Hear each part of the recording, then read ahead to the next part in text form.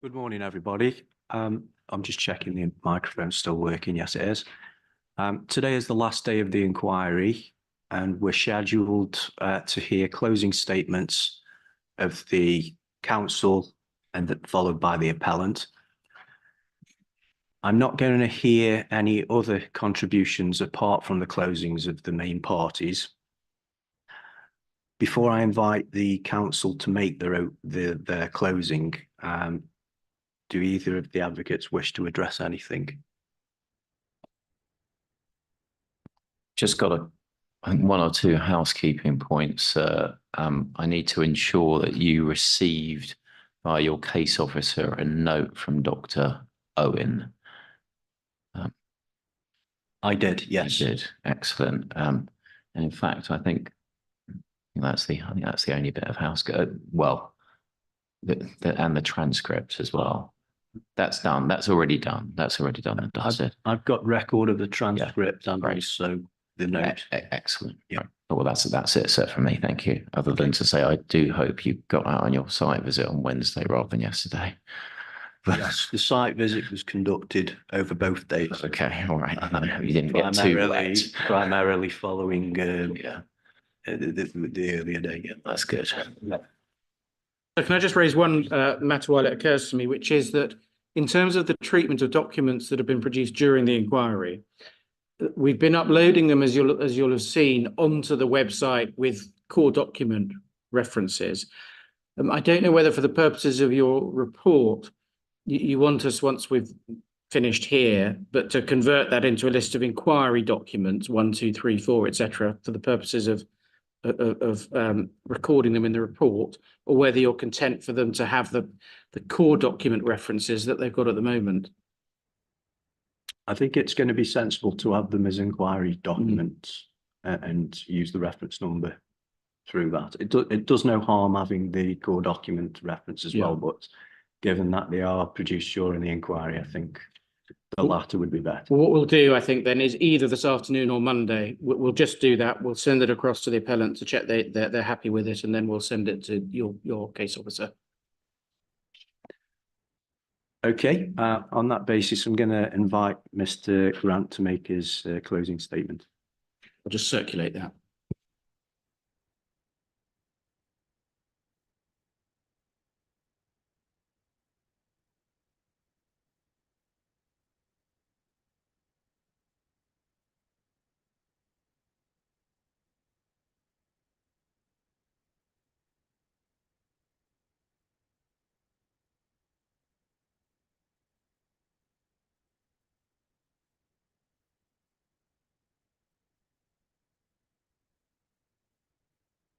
So I start with the main issue and why landscape and countryside matters. At the outset of day one of the inquiry, so you identified the main issue as the landscape and visual effects on the locality and the associated planning balance, and the council respectfully agree that to be the main issue. Sometimes it's important to remember why something is important. As Mrs. Bean confirmed in cross-examination, in the world of landscape experts, the Bible is Glivia, and Glivia tells us why landscape matters. It's because it provides a shared resource which is important in its own right as a public good, an environment for flora and fauna, the setting for day-to-day lives, for living, working and recreation, opportunities for aesthetic enjoyment, a sense of place and a sense of history, continuity with the past through its relative permanence and its role in acting as a cultural record of the past, the source of memories and associations which in turn may contribute to well-being, and inspiration for learning as well as for art and other forms of creativity. These themes ran heavily through the representations made by members of the public, both before and during this inquiry. The importance of landscape is enshrined in national planning policy. Thus, the government seek to ensure that planning policies and decisions should ensure that developments are sympathetic to local character, including landscape setting. That's from paragraph 135. Even where landscape is not within the meaning of valued for the purposes of the framework, where it's in the countryside, government policy is clear that planning policies and decisions should contribute to and enhance the natural and local environment by recognising the intrinsic character and beauty of the countryside. And that's paragraph 180. These national planning, that national planning policy is closely reflected in development plan policy in this authority. First, the development strategy for Huntingdonshire is to recognise the intrinsic character and beauty of the surrounding countryside. Second, all development in the countryside must recognise the intrinsic character and beauty of the countryside. So that first point was from LP2, that second is from LP10. Third, all development in the countryside must not give rise to impacts that would adversely affect the use and enjoyment of the countryside by others. That's also LP10. New mineral and waste management development must be sympathetic to local character, including landscape setting, policy 17. And new mineral and waste management development must provide a landscape enhancement scheme which takes account of any relevant landscape character assessments and which demonstrates that the development can be assimilated into its surroundings and local landscape character, also policy 17. The issues of interpretation relating to these policies, including the effect of the innovative change limb of 135 of the framework and local policy 17, will be addressed later in these submissions. Next heading, the incinerator, brackets, chimney. It's the council's case that the harm in terms of landscape and visual impact will come from the industrial chimney. As narrow as it may be, 1.07 metres wide, that chimney will rise to 26 metres tall.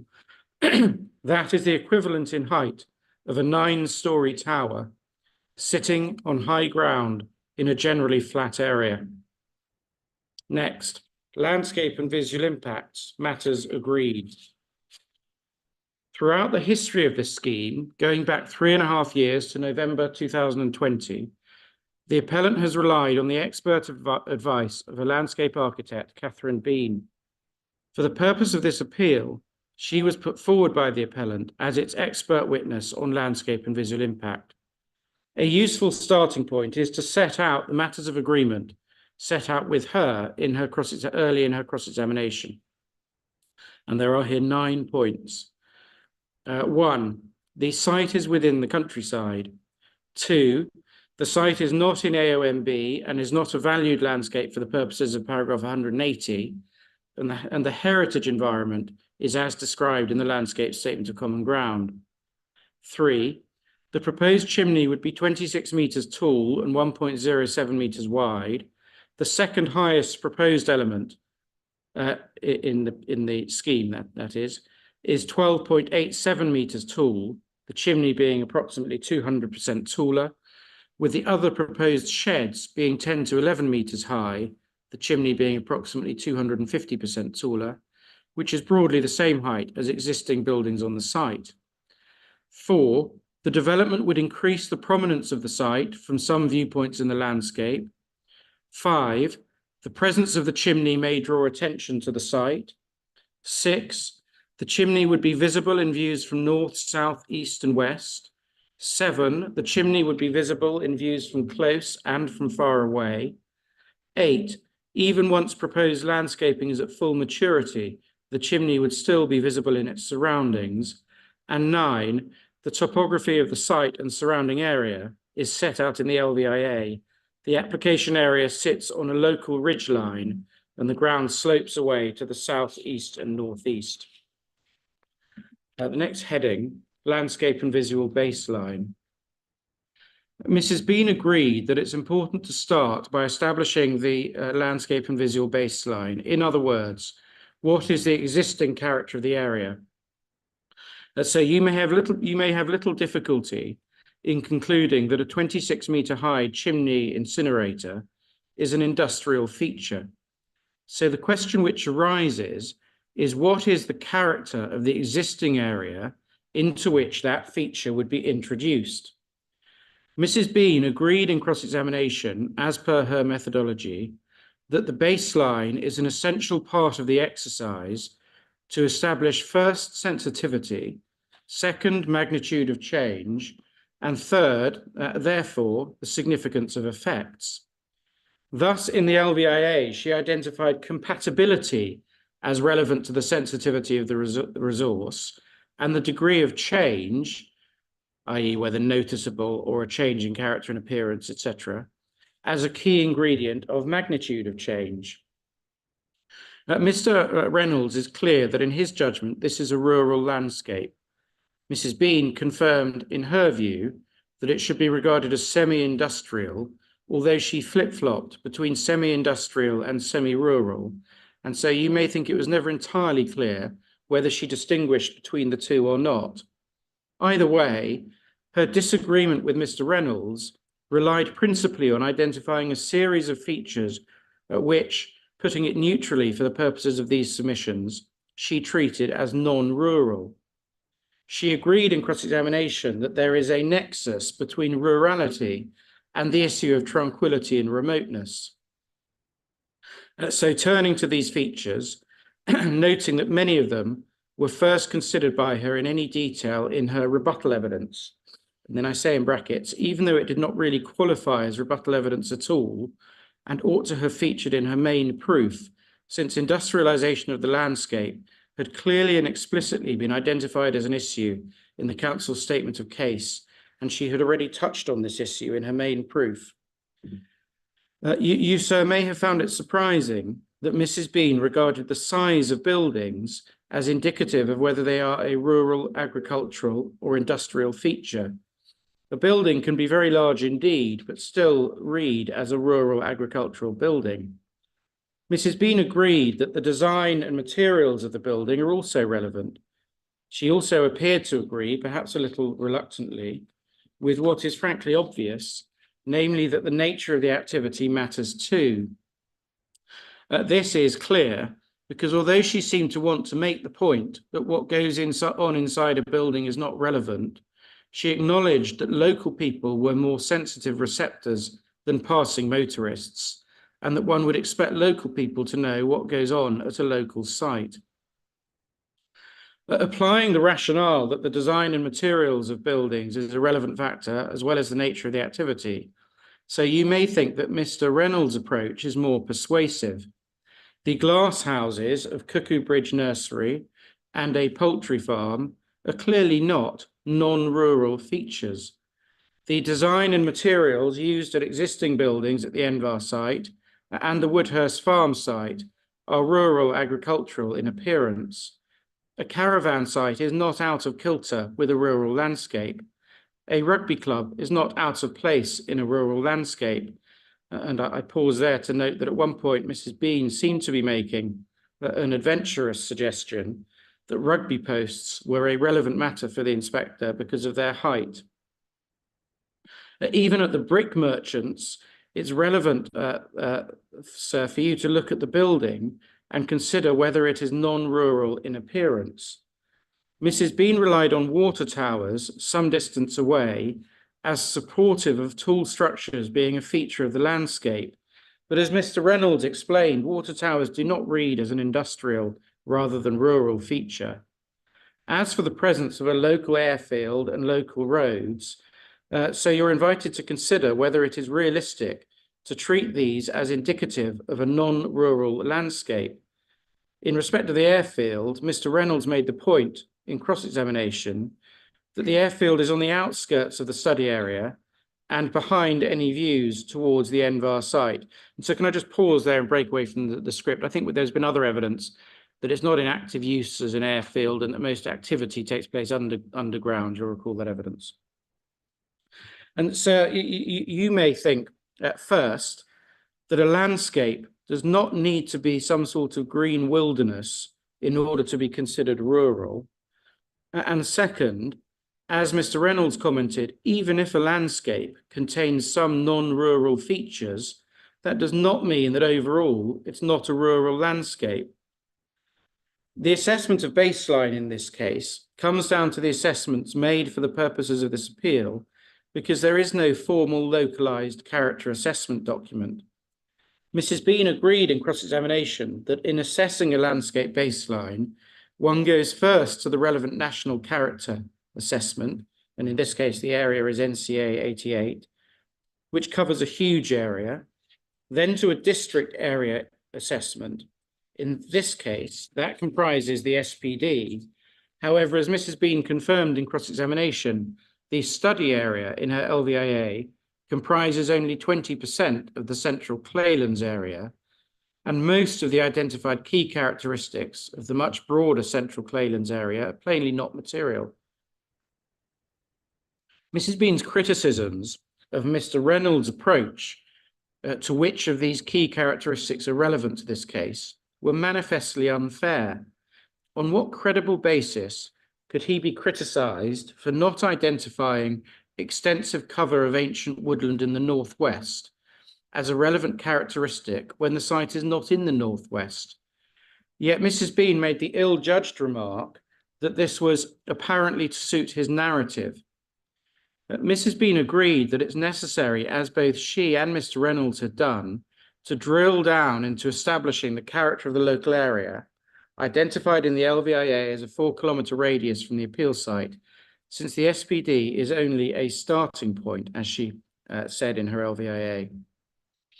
And so my next heading is the appellant on landscape impacts. It's very important to be reminded of Mrs. Bean's conclusions, even on her own approach to the baseline. First, Mrs. Bean's conclusions on landscape character. She had appeared to say that her assessment was based at year 0, i.e. completion. Thus, her table 13 summarised her position for landscape and visual effects on construction and on completion. However, this made little sense when her landscape impact summary text was explicitly based on the residual magnitude of impact. In cross-examination, she clarified this inconsistency by saying that the landscape impact assessment was based on a post-mitigation approach, i.e., after landscaping had reached maturity. This was important because of the appellant team's fixation on the apples and pears argument. That is, Mrs. Bean considering the scheme as a whole, Mr. Reynolds considering the chimney. Since it was common ground that post-mitigation the proposed buildings would be screened but the chimney would not, it became evident that in respect of landscape impact, the assessments are not apples and pears, they are apples and apples. The confusion surrounding Mrs. Bean's assessment of the residual landscape impacts did not end there for 2 further reasons. First, she did not set out anywhere, in spite of a failed attempt in re-examination to suggest that she did, her assessment of magnitude of change in landscape, which is one of the 2 inputs, sensitivity and magnitude of change, necessary under her matrix at table 8 to conclude on the overall impact. Second, she concluded at 8.5.1 of the LVIA that the residual impact was low, but this was not a term that bears any correlation to the terms in her table 8 matrix. She was therefore taken in cross-examination to her table 8 matrix in order for her position to be understood. She had set out that she treated the sensitivity of the surroundings as moderate. Since she had not set out her assessment of magnitude of change, she was taken to her categories of magnitude of change at 3.3.5 of the LVIA. She accepted what was obvious, namely that on her own assessment, the chimney would be a noticeable change and that it would affect several receptors, on which basis the magnitude of change would be moderate, although the council say higher, albeit she applied the unconvincing caveat, could be. Therefore, applying her table 8 matrix, the impact would not be low, whatever that equates to in her matrix, but moderate. And what does moderate mean in her methodology? Well, it means, as per table 9, intermediate change in environmental or socioeconomic conditions, effects that are likely to be important considerations at a local level. Thus, her position on landscape impact was finally clear. For all of her rampant and, as became apparent, unjustified criticisms of Mr. Reynolds, Mrs. Bean's position on this issue was a thorough muddle until cross-examination sorted it out. Next, the appellant on visual impacts. Turning from Mrs. Bean's conclusions on landscape to her conclusions on visual impacts. These are set out in her table 13. Of the 11 representative viewpoints selected for the LVIA, she concluded that in her judgment, at completion, the impact significance should be considered moderate from 6 viewpoints and major moderate from a further 3 viewpoints. This is striking because in relation to 9 of the 11 representative viewpoints, she considered the impact to be moderate or higher. Mr. Reynolds, having identified during the appeal process further viewpoints A, C, and D, Mrs. Bean also considered the impact from D to be major moderate. It is striking and important to note that the representative viewpoints, that is the major moderate ones on her analysis, 2, 3, 5, and D, represent views which are not clustered together, but which are views from all sides. It is helpful to translate technical landscape expert language into everyday understanding, and this can be done through the explanation at Table 9 of the LVIA. I've already said a few minutes ago what the meaning of moderate is under that table, likely to be important considerations at a local level. However, Mrs. Bean has 4 representative viewpoints straddling major, which she defines at Table 9 as follows. Very large or large change in environmental or socioeconomic conditions affects both adverse and beneficial, which are likely to be important considerations at a regional or district level because they contribute to achieving national, regional, or local objectives, or could result in exceeding of statutory objectives and/or breaches of legislation. In the impact magnitude matrix at Table 8, Mrs. Bean recognises 6 categories of significance: major, major moderate, moderate, moderate minor, minor, not significant. So 6 tiers. In respect of the 4 representative viewpoints, including D, where she concluded major moderate, she assesses the adverse impact to be in tier 2 out of 6. That is, just below the greatest impact possible. This begs the question, to which these submissions will return, whether the appellant team have fairly represented the conclusions of their own landscape and visual impact expert. In opening, the effects of the landscape and visual impacts of the chimney were described as modest. This plainly underrepresents the position of the appellant's own expert. Even more surprisingly, Mr. Bashforth in his proof wrote this: as explained in the evidence of Mrs. Bean, the residual impacts on landscape and visual amenity from the chimney are limited. I give moderate weight to the limited harm identified. So you might not find it a taxing exercise to consider whether or not Mr. Bashforth had properly reflected Mrs. Bean's position.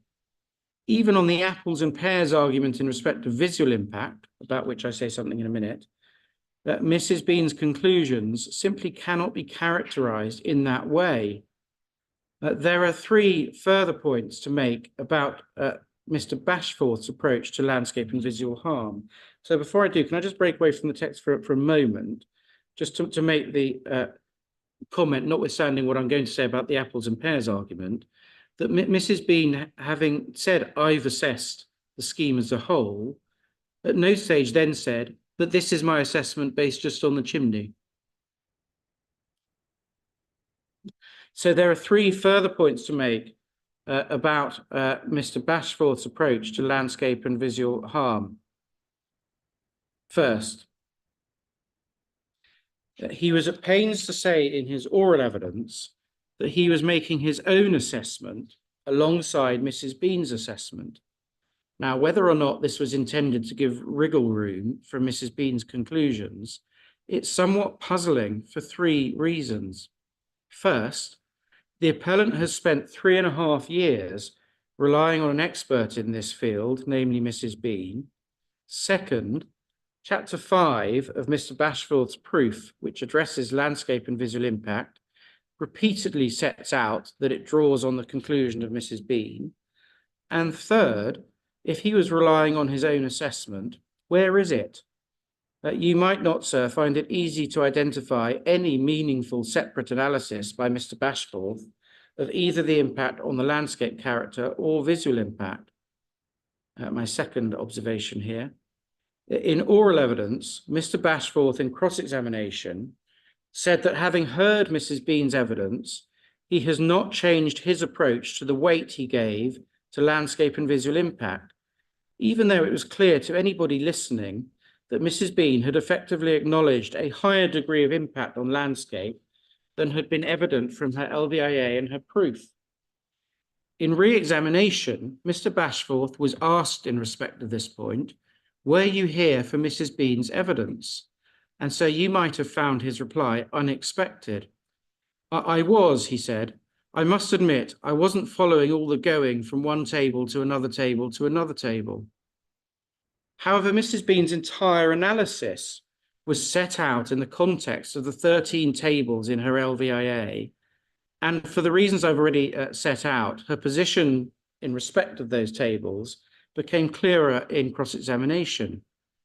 Given that the appellant's assessment of landscape and visual impact in the planning balance must rely largely or wholly on Mrs. Bean's evidence, so you might have found it surprising to hear that Mr. Bashforth hadn't followed the flow of the table analysis, yet at the same time remained adamant that he hadn't heard anything to change his characterization of the position. In cross-examination, Mr. Bashforth referenced that Mrs. Bean may have changed her ratings on views as if this was of no more than passing interest, but without appearing to have any grasp of the crystallization of her position on landscape impact. And third, Mr. Bashforth more than once told the inquiry that he had considered together Mrs. Bean's analysis alongside his own, I say in brackets, non-existent analysis, and the approach of officers at the application stage. The input of Mr. Reynolds was treated by Mr. Bashforth as irrelevant, notwithstanding, for example, that it was only as a result of his intervention that viewpoints A, C, and D appeared in the melting pot of viewpoints. As discussed above, it became apparent that in respect of landscape, Mr. Reynolds and Mrs. Bean were assessing apples and apples. The apples and pears argument in respect of visual impact did not on closer examination have any merit. This is because it's clear from the text in the LVIA in respect of the magnitude of change from each viewpoint that the key driver on Mrs. Bean's assessment is in reality the chimney. Thus, while the text makes plain that the proposed buildings will break the skyline in the same way as the existing buildings, the text repeatedly uses the phrase, the EFR stack will sit tall into the sky. In cross-examination, Mrs. Bean said that the mass of the proposed buildings was also relevant, but I make 2 points about that.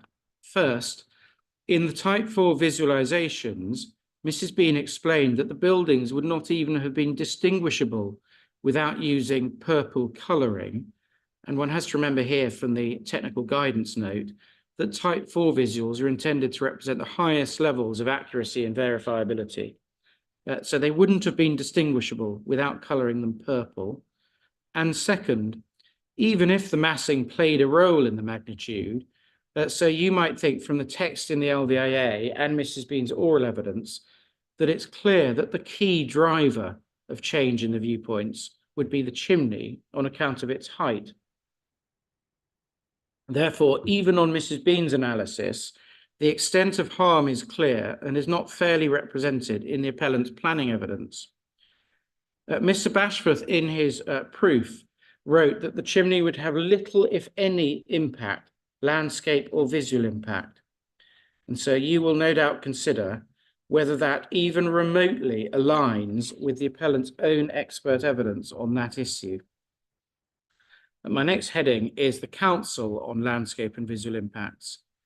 The Council relied on an independent expert on landscape and visual impact. Mr. Reynolds is a highly experienced landscape architect and the professional respect in which he is held is evident from his current positions as chair of the design review panels for both Hackney and North Hertfordshire, and as a current member of the panel for the South East.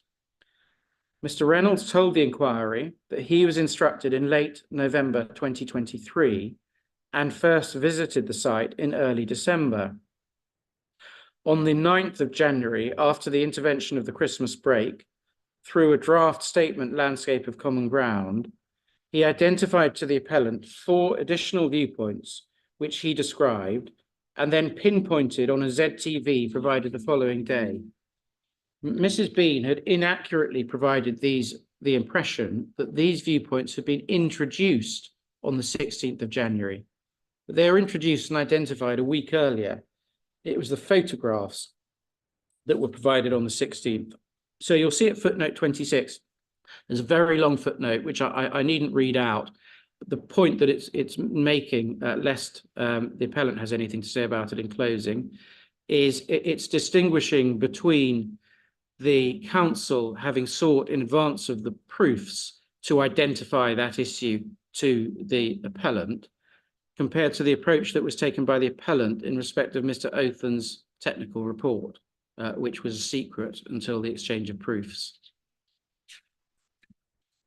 Back to the text, paragraph 33. The upshot is that the appellant has agreed with Mr. Reynolds that the chimney would be visible from viewpoints A, C, and D, and has agreed with Mr. Reynolds that from D, the adverse impact would be major moderate. Had the appellant carried out a ZTV at the application stage, viewpoints A, C, and D would have been in front of both officers and members. The appellant did not do one, even though the clear indication at the scoping stage was that this would be done. And the justification for not doing one appears to have been the comment from the landscape officer that, in my knowledge of the site, I consider it to be more open to views from the north, east, and west. Landform often precludes views from the south. On any objective reading, that was not excluding views from the south. But for Mr. Reynolds, viewpoints A, C, and D would have been missed, which demonstrated views from the south. Mr. Reynolds also made the observation, supported by references to the technical guidance note, that it would have been more beneficial for the appellant to have provided more than 3 type 3 or type 4 visuals. And so you may think that it obviously would have been more helpful, but anyway, that was the appellant's choice. So you may have thought that Mr. Reynolds was a reliable and persuasive witness, able to stand back from the scheme and to provide objective judgments. As Mrs. Bean acknowledged in cross-examination, the fundamental division between her and Mr. Reynolds was in their characterization of the baseline. And so I suggest that if you find that Mr. Reynolds' baseline assessment is more persuasive, that overall the character of the relevant area is rural, and thus the introduction of the chimney is an out-of-character industrial feature, then you're more likely to favour Mr. Reynolds' conclusions in respect of impact. If you favour Mrs. Bean's assessment, then you're more likely to favour Mrs. Bean's conclusions of nonetheless not inconsiderable adverse impacts. However, you may think Mr. Reynolds' assessment is more realistic. The incinerator chimney would introduce an industrial feature into a rural landscape. As agreed by Mrs. Bean and set out earlier in these submissions, that issue affects the issues of sensitivity, magnitude of change, and consequently, level of impact. To a large extent, Mr. Reynolds had adopted Mrs. Bean's underlying methodology, and he concluded, based on post-mitigation effects, I set out here 6 conclusions. First, the sensitivity of the wider landscape was moderate to high. Mrs. Bean said moderate. Second, the magnitude of change resulting from the industrialization of the rural landscape would be high. This means, as per the LVIA, that the proposal would completely change the character and/or appearance of landscape for a long time or permanently, and would affect many receptors. Third, Combining sensitivity with magnitude of change as per Table 8 of the LVIA, the adverse impact would be major, moderate, as defined at Table 9. Fourth, as to visual impacts, he regarded the level of sensitivity, to be high in viewpoints 2, 6, 9, and D. Pausing there, it's notable that he regarded fewer viewpoints than Mrs. Bean to fall into this highly sensitive bracket, and I'll have something to say about that in a few minutes. He took the view that the sensitivity of a further 7 viewpoints is moderate. Fifth, he regarded the adverse impact to be major moderate in 7 viewpoints, comprising 5 of the original viewpoints plus viewpoints C and D. And sixth, of those 5 from the original viewpoints, he and Mrs. Bean were agreed on the level of sensitivity for all but viewpoint 10 and disagreed on the magnitude of change for all but viewpoint 2. Of course, as Mrs. Bean agreed in cross-examination and as emphasised in Glivia, assessing landscape and visual impact comes down to a significant element of judgment. Mr. Reynolds and Mrs. Bean differ in their judgments, but they align on 2 matters. First, the extent of adverse landscape impact would be not lower than moderate, meaning that the changes are likely to be important considerations at local level. And second, in the majority of representative viewpoints, the adverse impact would be moderate or higher. The extent of adverse visual impact would comprise a number of representative viewpoints from which the effect would be major moderate, and others from which the effect would be moderate and thus of local importance. And so in reaching conclusions for your report, you will of course reach your own judgments, informed not just by the evidence from Mrs. Bean and Mr. Reynolds, but from your own site visit observations. From one simple point, however, the appellant has no escape, even on its own expert evidence, and that is that the proposal, and in particular the chimney, would cause harm to landscape and to visual amenity. The council say that if you, sir, conclude that harm would be caused to landscape and visual amenity, then it must sensibly follow, given the agreement that the site sits in the countryside, that the countryside would be harmed. I now make 3 final discrete points in respect of landscape and visual harm, other than the plug into policy that I deal with later in the submissions. So 3 final points on this topic. First, Mrs. Bean made the curious comment in her written evidence, "I would like to understand who, if anyone, made the assessment on behalf of the council that informed the reason for refusal 1. It was a puzzling point to take, given that A, her own LVIA and all of its conclusions on adverse impacts was an application document. B, that document was summarised over many pages in a committee report which Mr. Bashforth described in his oral evidence as one of the most detailed he had ever seen, and which the NVAR representatives at the committee meeting confirmed they were content with. And C, members are in any event entitled to bring to bear their own knowledge of the area and form their own judgments, and in this case were taken on a formal site visit tour. Second, in her rebuttal evidence, Mrs. Bean included pages of evidence about steam plumes from existing operations at the site, which would be reduced if permission were granted. This was another example of the rebuttal process not being properly used, since it cannot have arisen from any new point made in Mr. Reynolds' proof, and the steam effect had already been raised in Mr. Cooper's original proof. And nonetheless, there are 4 points that I make about this. First, Mrs. Bean had visited the site and area on 5 to 6 occasions in connection with this proposal, and neither she nor Mr. Reynolds on his visits had ever noticed steam. Second, it seemed to be common ground that this type of steam is likely to dissipate quickly. I think both Mr. Reynolds and Mrs. Bean made that point. Third, as Mr. Reynolds said in cross-examination, and there didn't appear to be any challenge or contrary view put forward, what matters is what the steam is associated with, as he put it, what it draws attention to. And in this case, it would be associated with what would appear as mounds of composting material. And I note there the cover sheet photograph of Mr. Cooper's evidence, which is not an industrial feature. Fourth, it was symptomatic of the appellant's unbalanced approach to this case that both Mr. Cooper and Mrs. Bean, in their respective rebuttals, used this information to level a criticism of Mr. Reynolds for overstating the sensitivity of the landscape and visual amenity. This was extraordinary for a number of reasons, and I give three.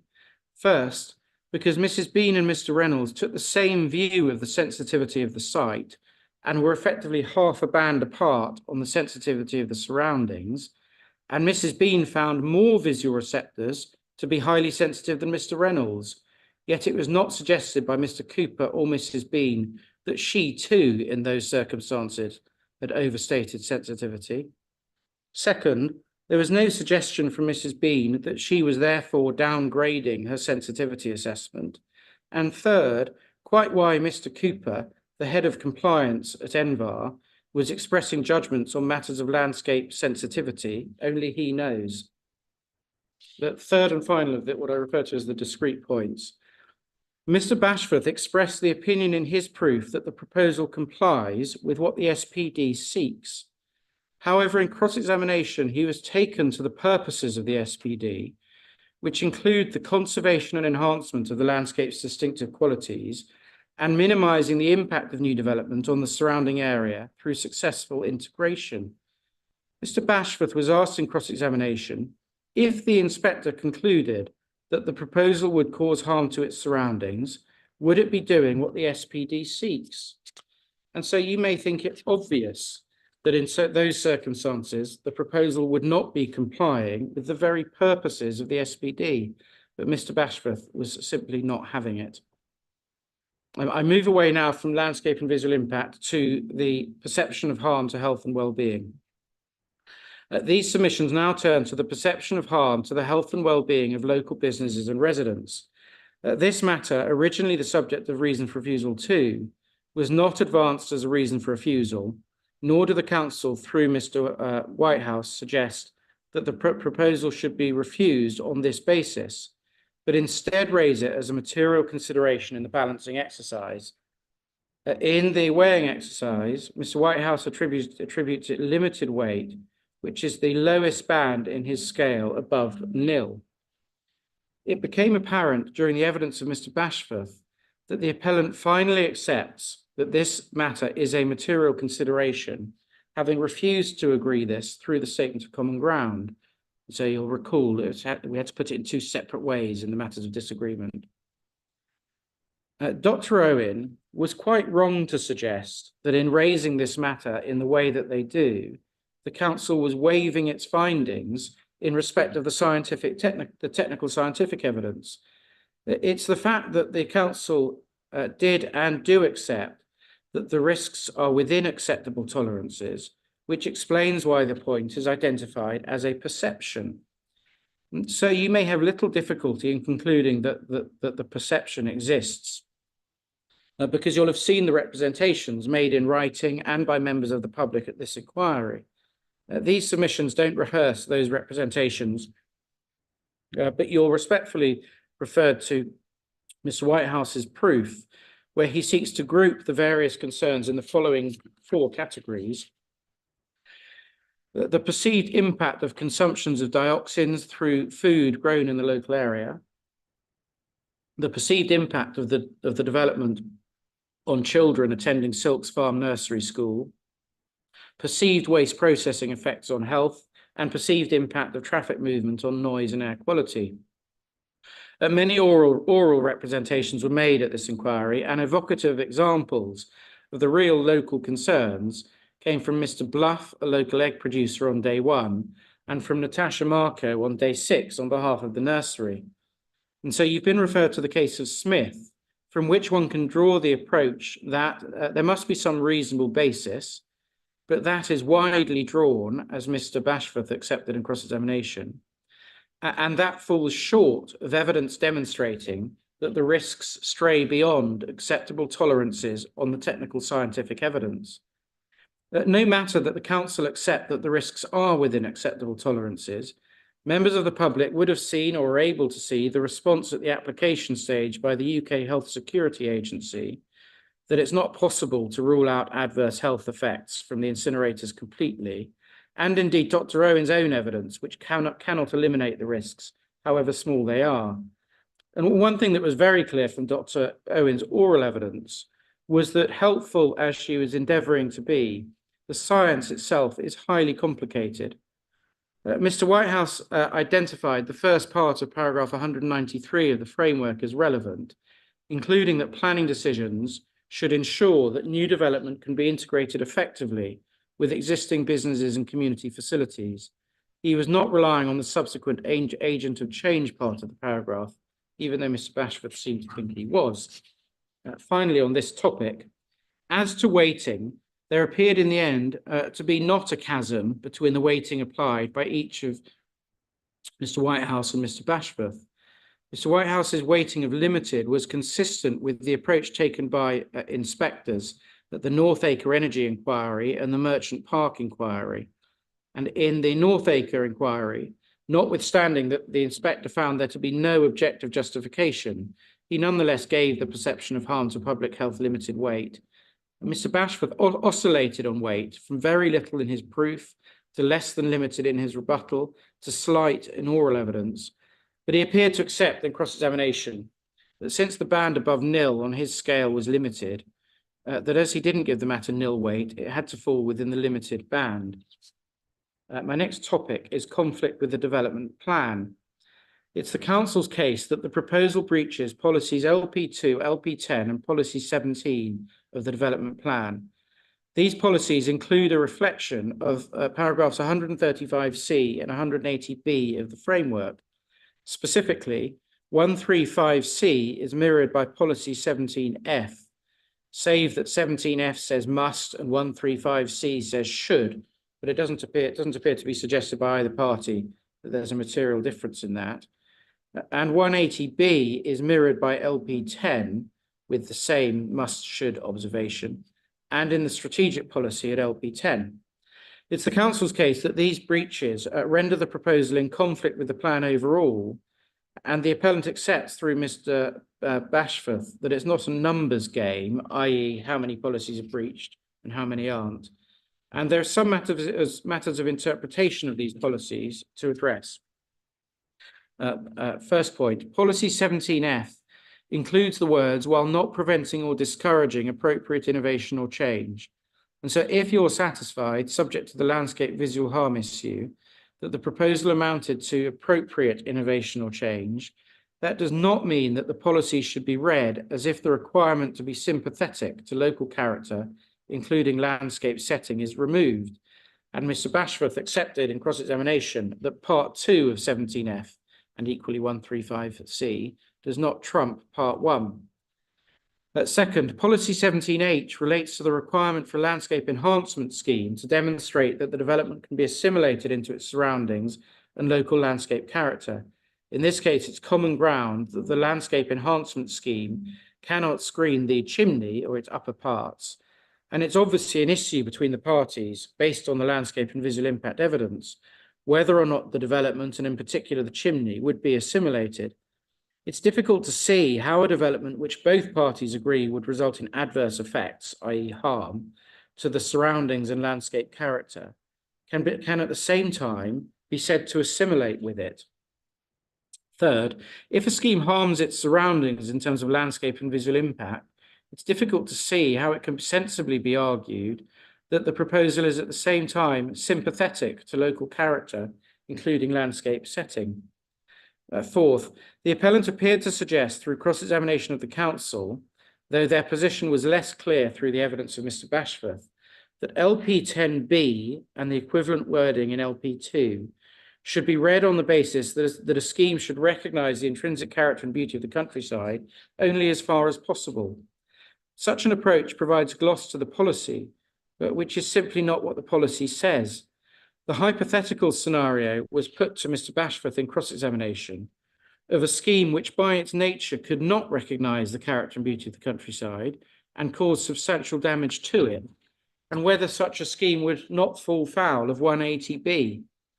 Mr. Bashforth didn't seem to wish to engage with that question, but so you may think the answer is obvious. The issue is whether a proposal does or does not recognise the intrinsic character and beauty of the countryside not the extent to which it's able to do so. Fifth, 180B and the corresponding local policies should not be read as if the fact that the countryside is undesignated removes its protection. And so you'll see the footnote reference to Corey, which is in the papers. Sixth, LP 10C can plainly include visual impacts within the meaning of other impacts if these would adversely affect the use and enjoyment of the countryside. It's clear that the adverse visual impacts identified by the landscape impacts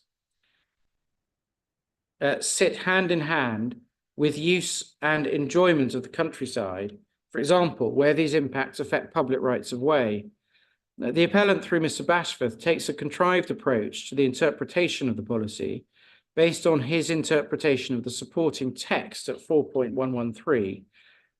And in any event, supporting text should not be read as if it's policy. And so you'll see a footnote to the Cherkley case, which you'll be familiar with. That the supporting text says a proposal should not adversely affect the character and tranquility of the countryside and should ensure that it will not give rise to impacts that would reduce the opportunities for others to use and enjoy the countryside, including for wildlife. This does not exclude visual harm, which affects opportunities for local walkers to enjoy the countryside. And the policy should be read on the basis of what it says. A word about policy 4. This was not included within reason for refusal 1, and the council have not relied upon it as a breach. And so you may think that the parties' positions on the internal balance in respect of co-location are clear, but the point made by Mr. Whitehouse in his oral evidence was that in light of the internal balance, it's not his view that policy 4 supports the proposal. However, the policy is a not support policy as distinct from a breach of policy. Thus, in cross-examination, he said this: it's not supported by policy 4, but it's not in conflict with it. It's not a conflicting policy. It's about support. You can be not supported by policy and not be in conflict with it. I don't think that's an expansion of the case, as there's no need to reference that the proposal isn't supported by policy against reason for refusal 1. To be clear, the council have not sought to introduce policy 4 into its objection. But as Mr. Whitehouse explained, in his view, that's because it's not a conflict policy. And so you'll recall cross-examination of Mr. Bashforth in comparing the wording of that policy will not be supported by with the very different form of words chosen for policies in the same plan, such as policies 17, 18, 22, 23, 24, 25, 26. Phrases like development must, or it must not, or will only be permitted where. So it's the council's case that the proposal breaches LP2, LP10B, LP10C, 17F and 17H, and that it is accordingly in breach of the development plan considered overall. This engages the statutory section 38(6) presumption in favour of the development plan. And so I turn finally to benefits. Planning is always about balance. The proposal would bring with it planning benefits, and these can and should be weighed in the planning balance.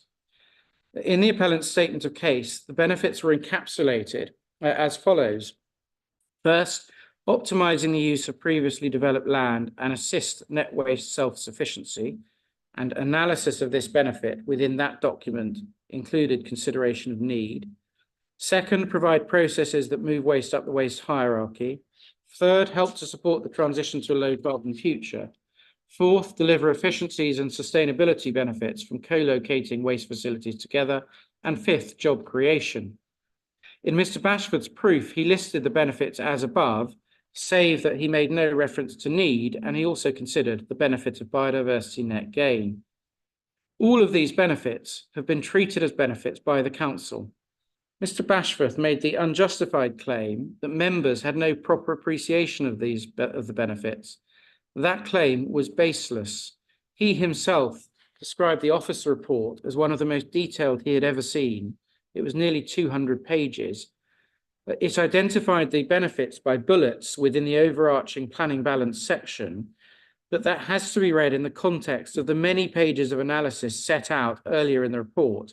and Mr. Othen accepted in cross-examination that although the bullets didn't use the term carbon savings, which at that stage had not been quantified, they summarised the energy savings points, which had been set out in greater detail earlier in the report. At the committee meeting which followed, NVAR's representatives confirmed that the report had addressed all the relevant planning-related issues, and in response to questions, they explained that the suggested benefits of the application were significant in terms of climate change and energy generation more broadly than the local community. Both Mr. Whitehouse and Mr. Bashforth gave moderate weight to the benefits of jobs and biodiversity net gain, assuming the imposition of condition 33. Both give moderate weight to the use of previously developed land and assisting net waste self-sufficiency. Mr. Whitehouse followed the approach of the appellant's statement of case in incorporating need within this. Mr. Bashforth provided no separate analysis of need, save that in his rebuttal proof, he said that the weight to this should be more than moderate, whilst orally he said the weight to this factor should be at the lower end of significant. As to the issue of need, so you may think that the appellant on this issue sought to create an argument which didn't exist. In cross-examination, Mr. Bashforth did not wish to engage with straightforward propositions about capacity, claiming that they were an issue for the chemical engineer, Mr. Othen, even though he was the planning witness who purported to weigh up this issue in the planning balance. It's important to note that Mr. Whitehouse set out the following in his written evidence and was consistent with this position in his oral evidence. First, Addenbrooke's Hospital incinerates the waste from Addenbrooke's and Royal Papworth Hospital, but does not accept waste from other sources. On the most recently available data, it operates at 85% of its realistic capacity. Thus, it presently has capacity for the Addenbrooke's and Royal Papworth waste.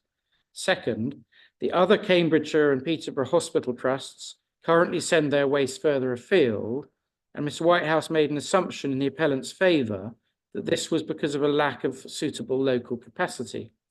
Third, thus, whilst as things stand, there are contractual arrangements in place, it's not known when these contracts come to an end. The way this point had been expressed in the committee report was that it's appreciated that the Cambridgeshire and Peterborough Hospital Trust's waste disposal is subject to contracts, and it's not known when these will come to an end for renewals. And fourth, whilst it's therefore acknowledged that at some point Addenbrooke's might be expected to reach capacity and contracts will come to an end, Mr. Whitehouse further acknowledges that clinical waste is expected to increase, in contrast to the inaccurate suggestion from Mr. Bashforth that he had not taken account of this increase. Entirely consistent with this, in cross-examination, he said, and there's a very long extract here, at the present point in time, based upon relationships with receptors of waste elsewhere already in place, the existing capacity that is available within the local area should be satisfied first. At the same time, I've recognised the fact in my proof that there is an expected future need for such provision.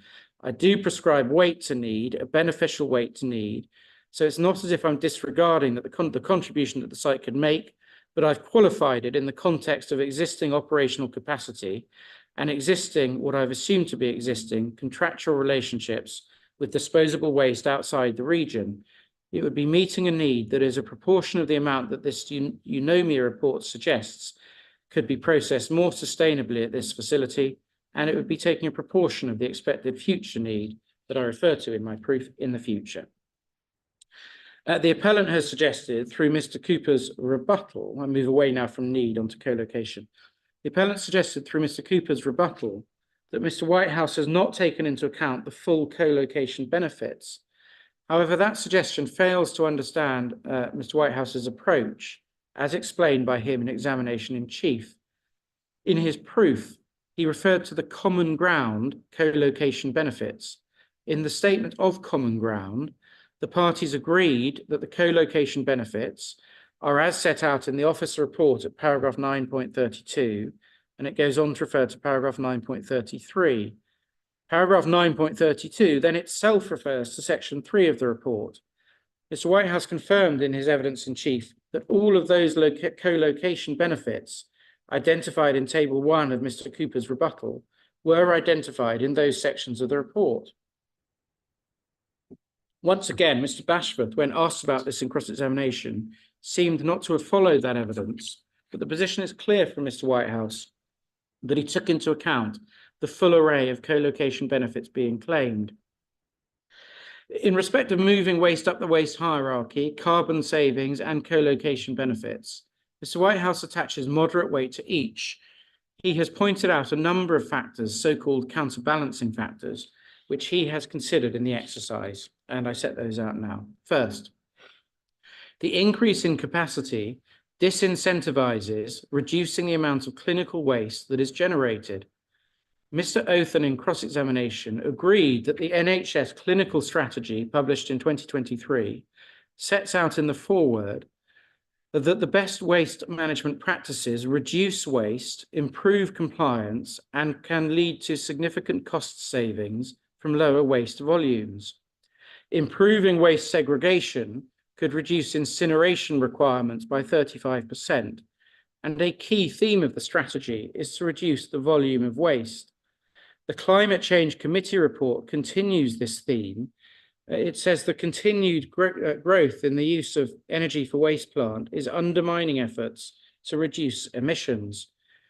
Whilst the government have not at this stage taken up the recommendation for a moratorium, it's notable that in a statement to Parliament in late 2022, referred to in Mr. Othen's evidence, the Parliamentary Under-Secretary of State at DEFRA said, the strategy is about reducing waste. The whole point is to reduce the amount of waste we get. Thus, Mr. Othen accepted in cross-examination that there is a balance between reducing the volume of clinical waste and increasing the incineration capacity. And it is that balance which underpins Mr. Whitehouse's disincentivization factor. Second, the so-called partial proposal submitted for planning permission and awaiting determination will provide around 2/3 of the solar panels provided by the appeal scheme, and there's no suggestion from the appellant that this represents the maximum alternative. But although that's a small proportion of the total carbon savings from the appeal scheme, it is an offset nonetheless, which demonstrates that savings can be made from a scheme which does not involve a 26-metre high incinerator. And it's notable that Mr. Bashforth gave the solar panels in isolation significant weight in his planning balance. Third, a significant part of the green and food waste processed at the NBAR site, Mr. Whitehouse said a majority, Mr. Cooper said 40 to 50%, would still be reliant on fossil fuels. Fourth, the total volume of waste which would be processed at that site would not increase. And fifth, the proposal would involve a higher amount of greenhouse gas emissions from the site, albeit that the savings would be achieved on a wider scale. And so you're invited by the council to consider those factors both individually and collectively in weighing the benefits. And finally, my conclusion, it's the council's case that the proposal would lead to harm in terms of landscape and visual impact, and therefore to the countryside, which would amount to significant harm and to conflict with the development plan overall. The council recognised the benefits which would flow from the proposal. However, in the council's view, those benefits are not of sufficient weight to displace the statutory presumption in favour of the development plan, and accordingly, it's the council's case that this appeal should be dismissed. So those are my submissions. Thank you, Mr. Grant.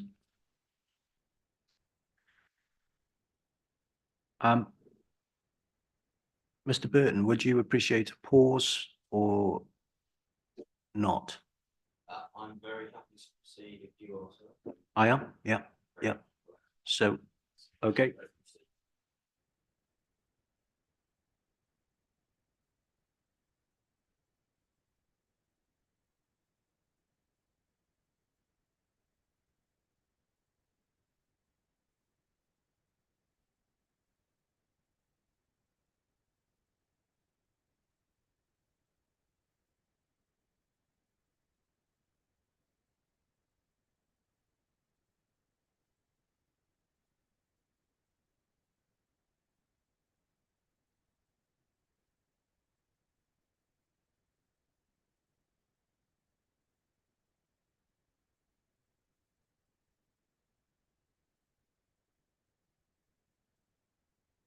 Thank you, sir. Just before I begin, could I explain the two authorities are both absolutely trite. I've included them in hard copy out of excess of caution.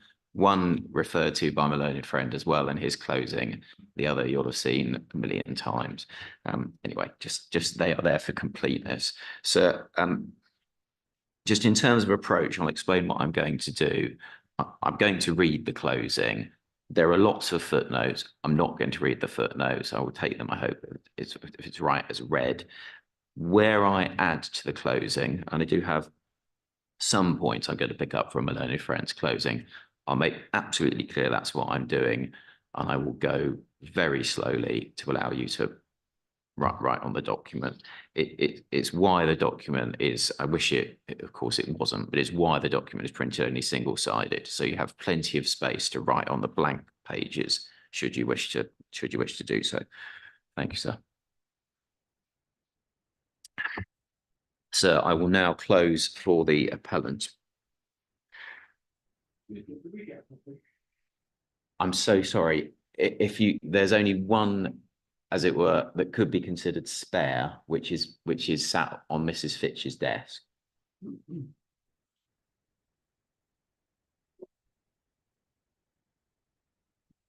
Is that right? Thank you, Ms. Fitch.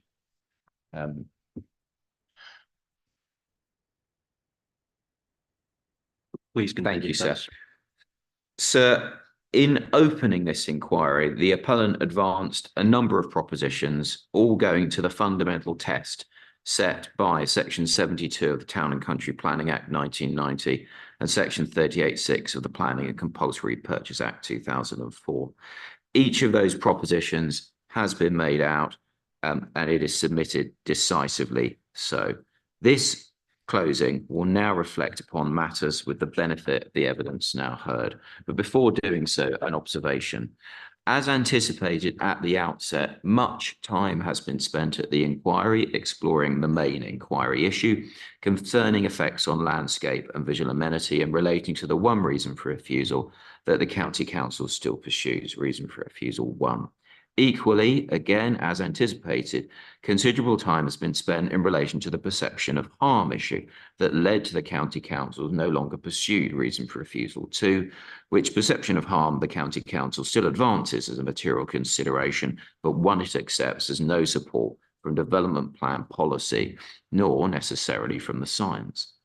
If we were to tot up the time spent on these matters as against the time spent on manifest benefits of the proposals, it might suggest some degree of equivalence between harms and benefits in terms of importance and weight in the planning balance. The reality, though, is anything but, as confirmed by any sober review of the proposal's compliance with the development plan and of the broader planning balance. What you have heard, sir, has demonstrated not just the obvious extent and depth of the proposal's compliance with the plan and the number and weight of the proposal's benefits, but that the County Council's case against these proposals could scarcely be narrower or less substantial.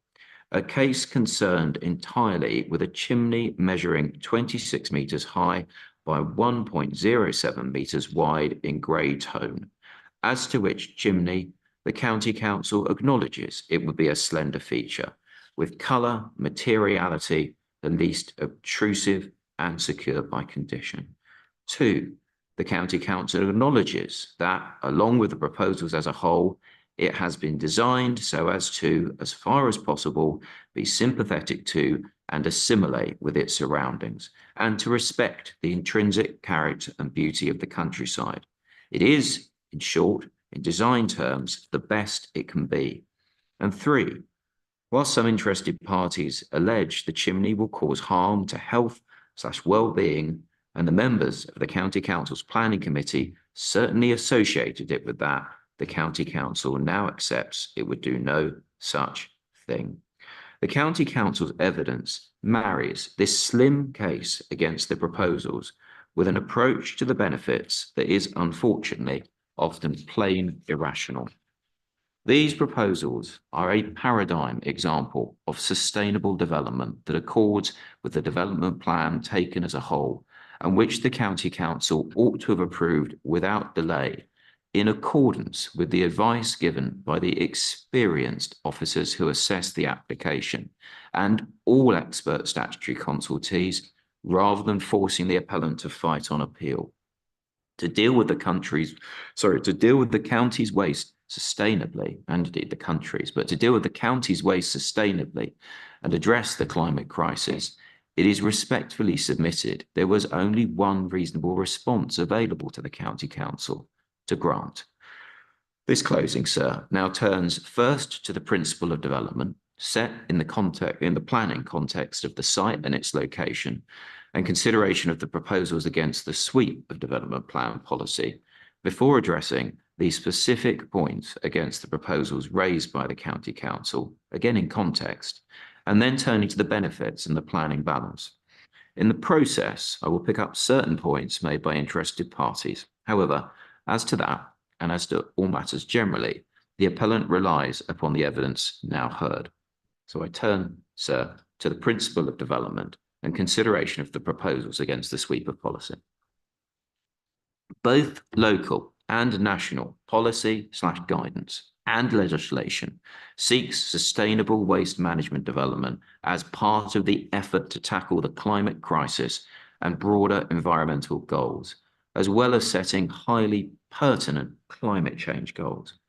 This begins with legislation and continues down through national and then local policy, not least at local level, Minerals and Waste Local Plan Policy 1, Sustainable Development and Climate Change, and on through policies 3 and 4, reflecting the principles of net waste self-sufficiency, proximity, and the waste hierarchy.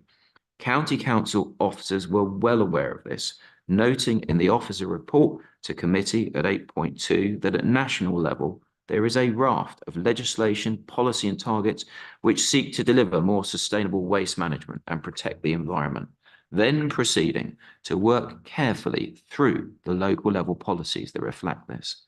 The proposals on the appeal site in its context could scarcely be more consistent with these national and local goals.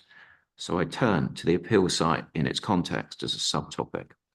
Taking the site in its context first, the NVAR site, of which the appeal site forms part, is self-evidently a sustainable waste management location. First, it is almost all a waste management area designated by the waste plan, and the whole NVAR site falls within the waste management area consultation area, and the County Council raises no issue regarding the only part of the proposals outside the waste management area, the proposed lagoon area. Second, it is nearly all previously developed land. Third, it has a long history of waste management, including of the cutting-edge variety, which has led to the present built form and operational position in accordance with various planning permissions over the years. Fourth, it sits on the B1040 St Ives Road, which it is common ground, is a busy main road by reference to nature as well as volume of traffic. Fifth, it is one of the few designated waste management sites in the waste planning area of sufficient size that it is possible to achieve the benefits of co-location, as County Council officers recognised, and as the County Council has itself acknowledged at this inquiry. Sixth, it sits in an undesignated landscape that is not a valued landscape for the purposes of NPPF Para 180A, nor pertinently does the County Council point to any of the potential indicators of landscape value set out by the Landscape Institute in the long Table 1 within the Institute's Technical Note 0221 as applying to this landscape. And so I commend you look through that list. Seventh, it is not even in the setting of any designated heritage assets, let alone does it harm any designated heritage assets. All of this is common ground, as is a related point, and it's submitted a striking one, the absence of what are classically described as constraints to development, not just designated landscapes or heritage assets, but designated ecological sites like SSIs or European sites like SACs or Ramsar sites or Greenbelt and so on. Merely being in the countryside, i.e. outside settlements, is not such a constraint in and of itself, as can be seen from the policy requirements that do and do not apply discussed below. And this land, as noted, is already previously developed land. Next subtopic, principle of the development by reference to the development plan policy matrix and broad assessment of compliance with that policy matrix. Turning then to the development plan policy matrix, given the waste plan is the waste specific part of the development plan and also the most recent adopted 2021, whereas the Huntingdonshire local plan is concerned primarily with housing and employment and is a 2019 document. The waste plan has a particular status at this appeal. The extent and depth of the proposal's compliance with development plan policy is remarkable, as is the extent of agreement regarding these matters, as Mr. Bashforth noted, as is the absence of issue raised by the County Council regarding the great sweep of policies agreed as relevant to assessment of the proposals. See Appendix 3 to the main statement of common ground discussed with Mr. Whitehouse in cross-examination, and recall confirmation from Mr. Whitehouse of the absence of any issue raised by the County Council other than in relation to Waste Plan Policy 17, Sublim F and Sublim H, and Huntingdonshire Local Plan Policies LP2 and 10 regarding recognition of the intrinsic character and beauty of the countryside, plus an issue over the application of LP10 Lim C. This broad agreement regarding policy compliance, not only in relation to the principle of the proposed development, but also generally, has direct consequences for the County Council's claim, now based only on reason for refusal 1, that the proposals conflict with the plan as a whole. Can I add this, sir? And I'll go very slowly, word for word, to allow you to write down if you're willing to do so. So immediately after paragraph 17. However, note the deafening silence regarding the great scope of policy compliance in the County Council's closing, including from para 54 onwards. Full stop. That is a very telling omission.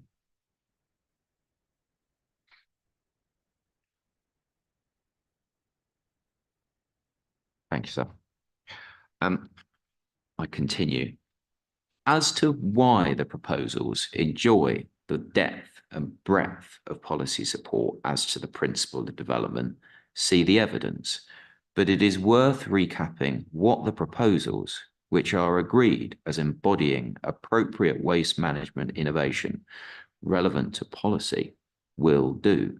The proposals will, first, put the wet food and green waste presently processed by in-vessel composting and windrows to markedly better use through dry anaerobic digestion, producing significant biogas and digestate that, combined with other elements, including from the dry AD and from the waste transfer station and the in-vessel windrow composting still on site, will be made into a naturally derived pellet fertilizer in the pellet fertilizer production facility. The biogas will replace fossil fuels and the pellet fertilizer will replace traditional fossil fuel produced nitrogen, phosphorus, potassium, NPK fertilizer and offer additional environmental benefits, as Mr. Cooper's evidence has explained, thus moving waste up the hierarchy. Second, it will make the proposals will make the dry AD and the pellet fertilizer production processes, including the digester drying process, work by providing heat from overwhelmingly the Healthcare Waste Energy Recovery Facility, the HERF. The HERF will combust healthcare waste that, due to its nature, cannot be recycled, and which is presently either going out of area or being treated without full energy recovery, or both.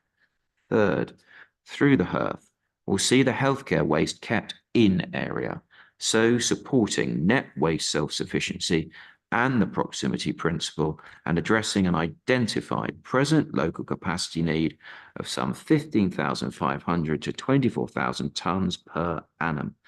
The figure is not disputed by the County Council, but strikingly, and as discussed below, its planning witness, Mr. Whitehouse, disputed that there is a present need, a position so plainly wrong.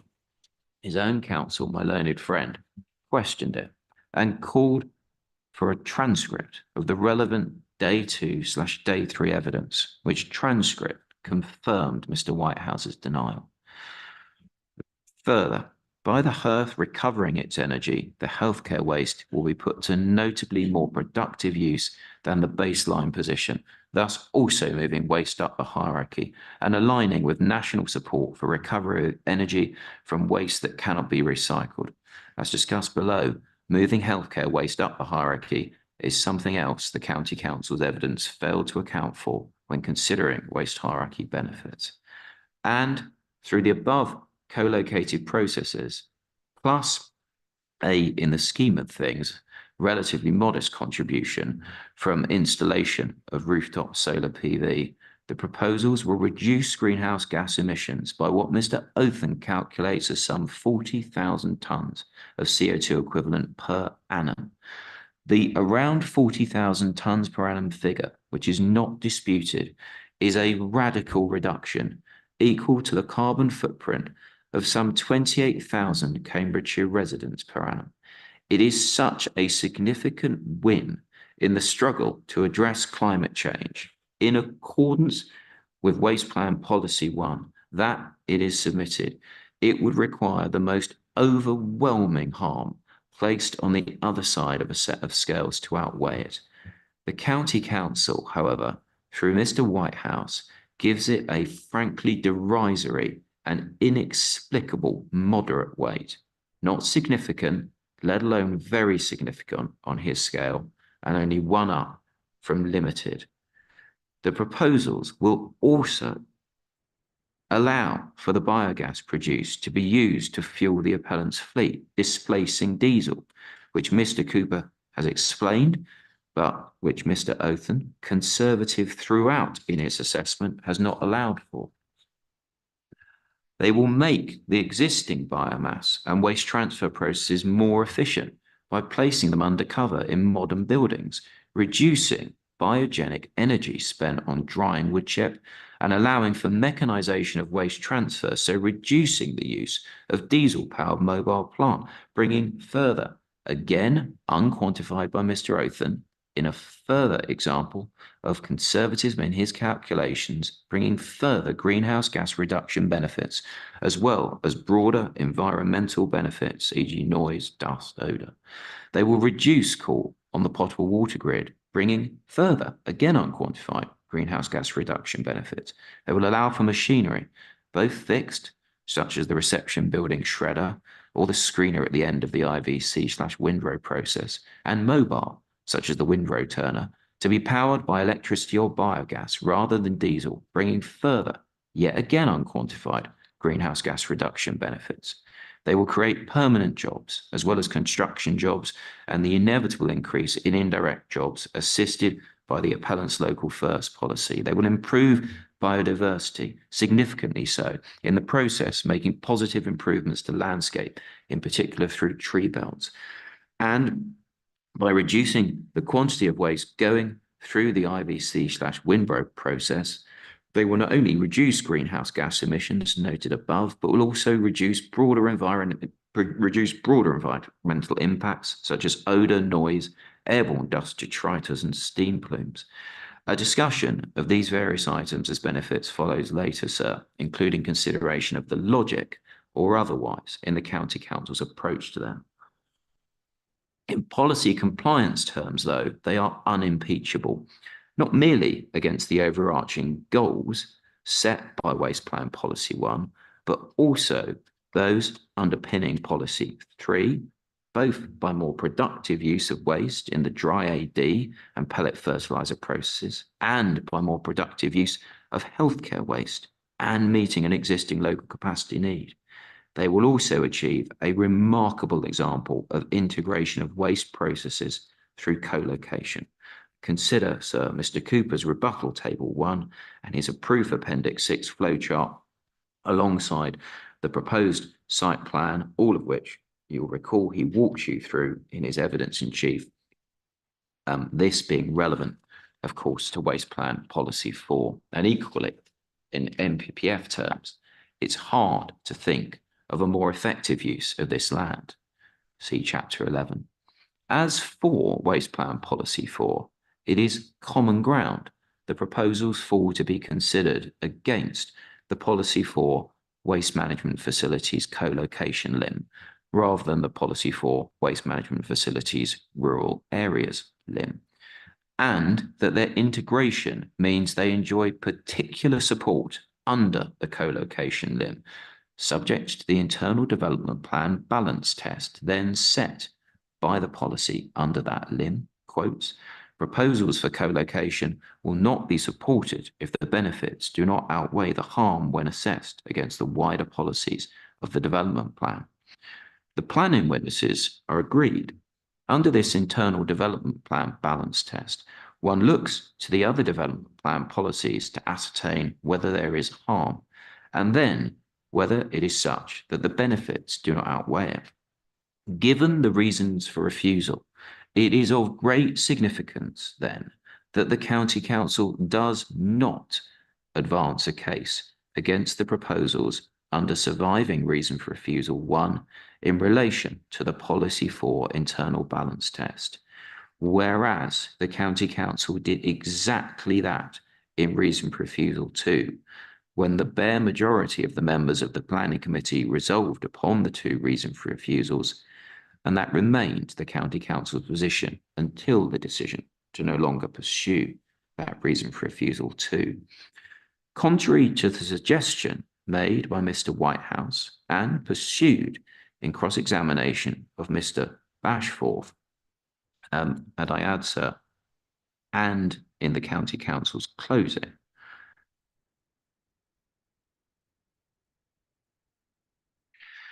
it is clear from the reasons for refusal that when the County Council has a case to make in relation to the Policy 4 balance, it makes it. At the time members resolved upon reason for refusal 1 and reason for refusal 2, the County Council was clear that it considered the Policy 4 balance weighed against the proposals under reason for refusal 2. But the County Council made no such case under reason for refusal 1 and still makes no such case under reason for refusal 1, nor now at all. Stand back and consider this important position. The County Council does not allege that landscape/visual harm, when assessed against the wider policies of the development plan alone or in combination with any other harm when assessed against the wider policies of the development plan, outweighs the benefits. This is a staggering admission, and one which the County Council's closing, I say has, of course, sought to undo along lines similar to that pursued in cross-examination of Mr. Bashforth. But that will not wash, because the plain words of now abandoned reason for refusal 2 fatally undermine any claim that by now advancing no case on the Policy 4 balance, the County Council is simply saying nothing of note, neither expressing support under Policy 4 or the contrary. That the balance of harms versus benefits assessed against the development plan falls in favour of the benefits is obvious, but it is striking to find this acknowledgement within the County Council's own approach. The striking, but only one of the many fatal blows to the County Council's case against the proposals. As to that, there is nothing that material considerations outside the development plan do to ride to the County Council's rescue against the proposals, but rather the opposite. See the mountain of material considerations supportive of greenhouse gas reduction, net waste, self-sufficiency, etc., as against para 180B of the NPPF that, so far as material to the County Council's case against the proposals, is identical to local plan policies LP2 and LP10. Note also the County Council's own case that the perceived harm not only carries limited weight, but if it is found, sir, the proposals should not be refused on landscape visual grounds, would not tip the balance. Working through the other policies of the development plan, the benefits against harm balance, or rather imbalance, given the weight of the benefits, becomes still more obvious. As Mr. Bashforth has explained, the proposals do not cause harm across policy areas from, for example, neighbouring amenity, no conflict with Waste Plan Policy 18, to heritage, to ecology, to the detailed design guidance in Appendix 3 of the Waste Plan.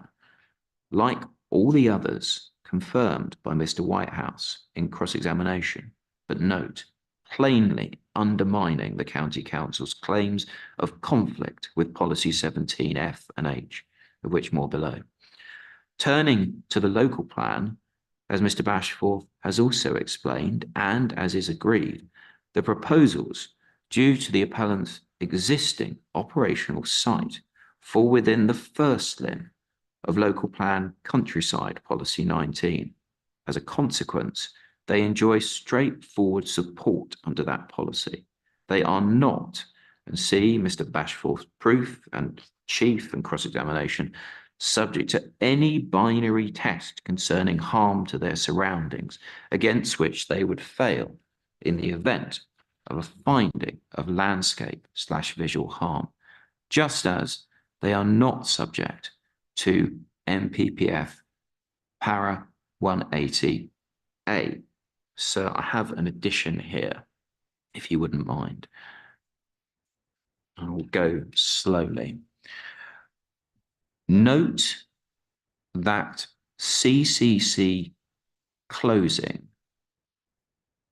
at para 57, little Roman 5, and footnote 42 misses the fundamental point regarding the Corey, that's C-A-W-R-E-Y, sir, the Corey case, colon. That case involved the actual loss of countryside and what was self-evidently attractive countryside. Full stop. This case involves no such loss. Full stop.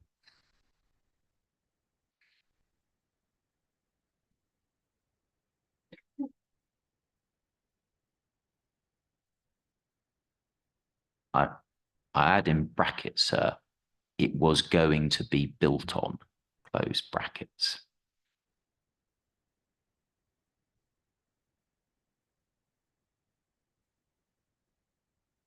If you could insert that before the final sentence I did there, it should all make sense. Thank you, sir. Back to my text. Rather, when it comes, sir, to the main inquiry issue of landscape/visual impact, the requirements placed on the proposals that the County Council alleges they breach, which is disputed, are that under the Waste Plan Design Policy, Policy 17, their design must be sympathetic, whilst not stifling appropriate innovation/change, that's Lim F. And the landscaping enhancement scheme must assimilate them with their surroundings. Whilst under the local plan policies LP2 and 10, the requirements placed on the proposals are that they must recognise, as Mr. Bashforth said, this means take account of the intrinsic character and beauty of the countryside, as with NPPF Para 180B. Mr. Whitehouse's LP10C point is a bad one, but even if that limb was engaged, it would not improve the County Council's case in any material way. More on these specific policy points below. All this is even before we come to the notable weight of evidence against the County Council's position that there is policy conflict by reason of landscape/visual harm. Consider, of the professionals who have given independent consideration to this issue, being 1, the District Council Landscape Officer, 2, the County Council officers, and I refer to section 13 of the officer report, including, for example, paras 13.40 to 13.45. 3, Mrs. Bean, 4, Mr. Reynolds, and 5, Mr. Bashforth, not Mr. Whitehouse, as he merely adopted the evidence of Mr. Reynolds. Only 1 concluded there would be policy conflict, Mr. Reynolds, whose evidence is considered below.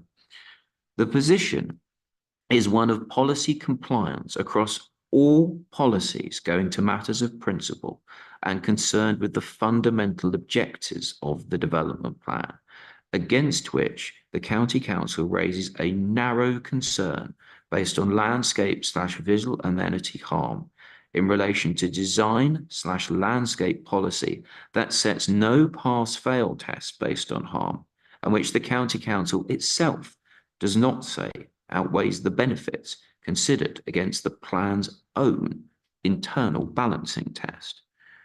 It is not idle to stand back and consider the unanimity amongst all expert statutory consultees relevant or potentially relevant to the reasons for refusal, none of whom objected.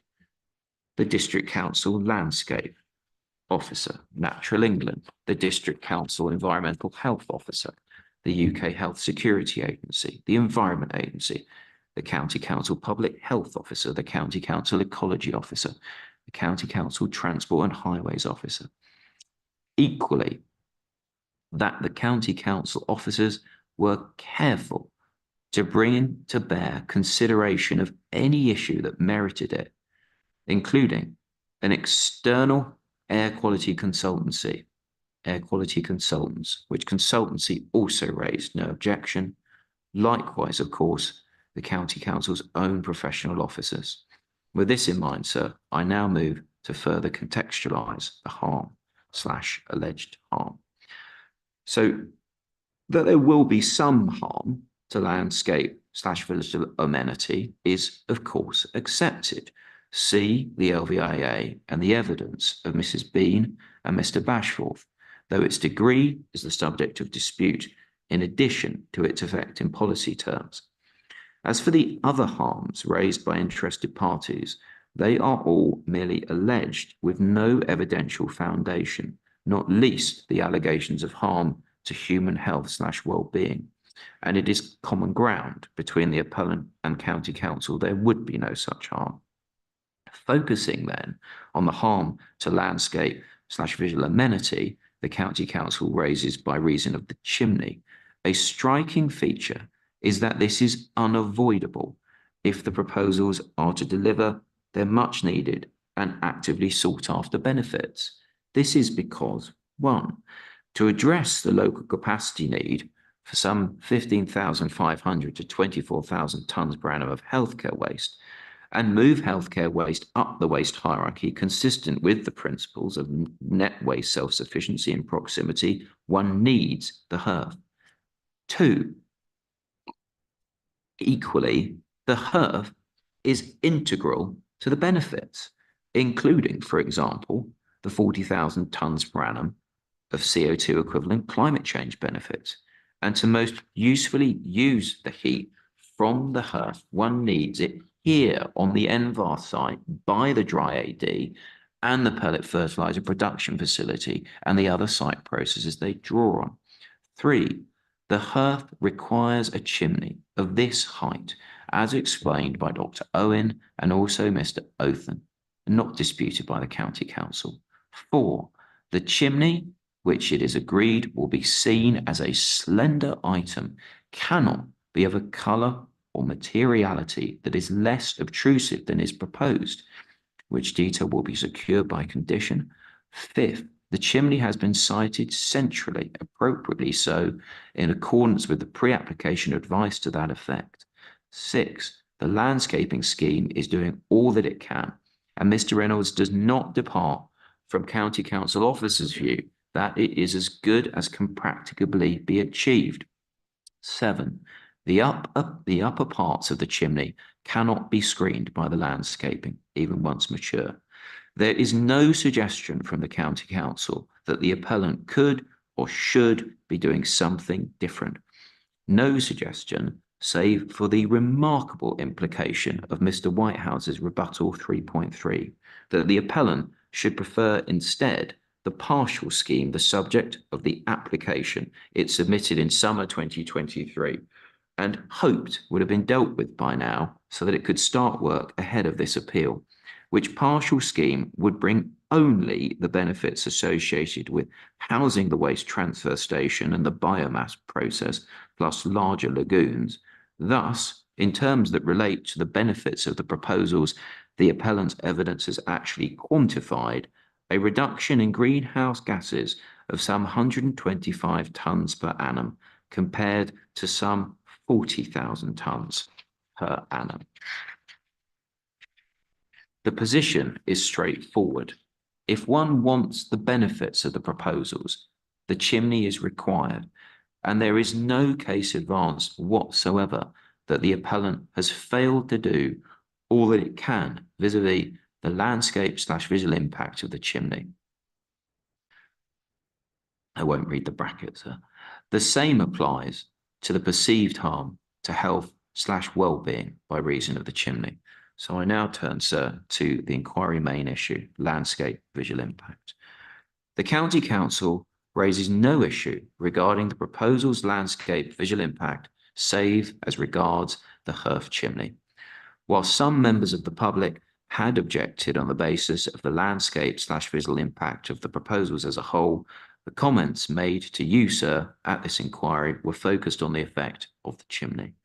A proper understanding of context is vital, both the landscape and visual amenity context, but also the nature of the development in the context, so as to understand the latter's sensitivity to it. That will be taken first before turning to consideration of policy and its application. Before that, though, it is immediately notable that the views of Mrs. Bean, called for the appellant, accord with the independent consideration given to the matter by both the HDC landscape officer and County Council officers. Not only did the District Council landscape officer reach her own view, which agreed with Mrs. Bean's view, but County Council officers did so too, including through a thorough considered visit in the field in December 2022. And their conclusions also materially match those of Mrs. Bean. Mr. Reynolds, called for the County Council, signally lacks the experience of any of them and stands alone in his conclusions. As to the key areas of disagreement between the two landscape visual impact witnesses, these are a consequential chain. 1, landscape characterization, leading to 2, landscape sensitivity, leading to 3, impact, leading to 4, consideration against policy. A flaw in one will infect those that follow. So, subtopic, context, nature of development, and sensitivity of context to development and impact. As to this, and the issues of 1, firstly, landscape and visual amenity characterization, and 2, sensitivity, and 3, the impact of the proposals, it is submitted there is a great gulf between the evidence of Mrs. Bean and Mr. Reynolds, both in terms of experience and understanding and approach, all of which are relevant. Mrs. Bean's evidence is the product of exhaustive time spent in the field, considering the context and the proposals in that context over not just seasons, but years. By contrast, Mr. Reynolds' evidence is the product of consideration since the 22nd of November, 2023 to date, with his first visit with these proposals in mind on 5th December, 2023. Respectfully, some time in the early noughties spent working on highways projects out of Atkins' Cambridge office does not compare. He prepared no LVIA, but merely critiqued that of Mrs. Bean. The contrast between Mr. Reynolds' experience and that of Mrs. Bean and officers is stark. I now turn to those identified issues, sir. 1. Landscape and visual amenity characterisation. Firstly, there is no challenge to Mrs. Bean's 4-kilometre study area. And as you know, sir, Mr. Reynolds' additional 4 viewpoints are well within it. Mrs. Bean correctly characterises the landscape of the 4-kilometre study area as semi-rural, due to its numerous, sizable and visible non-rural elements. Her approach is appropriately careful and measured. Whereas for Mr. Reynolds, the landscape is simply rural/agricultural. The fatal flaws in Mr. Reynolds' approach are very readily apparent and mean this is not a case where it might be difficult to choose between two different experts' views. Mr. Reynolds denies the relevance to characterisation of the 4-kilometre study area of not one but two very sizable elements in the landscape, Witton Airfield and the St Ives urban extension, which are specifically identified as key characteristics of the wider LCA 3 Central Claylands character area in the District Council Landscape and Townscape SPD, which fall within the specific 4-kilometre study area, which study area represents some 20% of LCA 3, and of which there is clear visibility, as you, sir, will hopefully have seen if precipitation allowed on your site visit. Mr. Reynolds' dismissal of these as simply irrelevant cannot possibly be defended. It also makes his claim that the chimney will of itself change the character of the entire 4-kilometre study area patently unreasonable. The vast and visible areas of non-rural/agricultural development at Witton Airfield and St Ives Northern Urban Extension, Mr. Reynolds says, are irrelevant to the character of the study area. Yet a 1 metre wide, 26 metre tall chimney, he says, will change its entire character. Simply implausible. May I add this, sir, and I will go very, very slowly, immediately after paragraph 67. Note how the County Council's closing fails to deal with this at its paragraph 16, setting up instead a false target regarding what Mrs. Bean said in relation to woodland by reference to the looking forward section of the SPD brackets, page 76 SPD.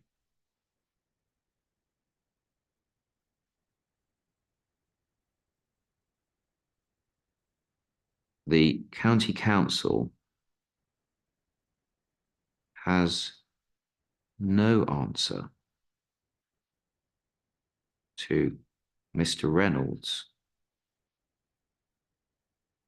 treatment of the airfield and the urban extension as irrelevant.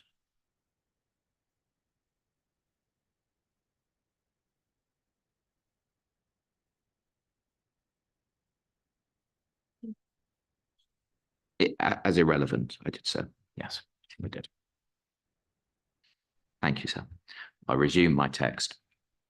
By contrast, Mrs. Bean has had appropriate regard to the key characteristics identified by the SPD and to both the rural/agricultural and non-rural elements of the landscape, the latter including, of importance, the semi-industrial/industrial Envar site itself and its immediate surroundings.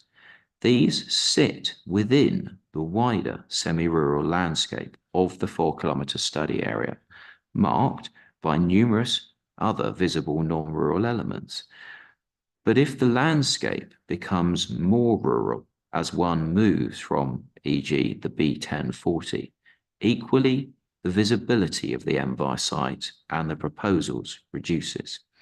It is no coincidence that Mr. Reynolds had said nothing at all in his proof about all but all of the many highly visible non-rural, non-agricultural elements to which Mrs. Bean drew attention, or that when he did, it was to claim untenably that, for example, the warehousing and associated lorries immediately to the north of the Envar site appear agricultural.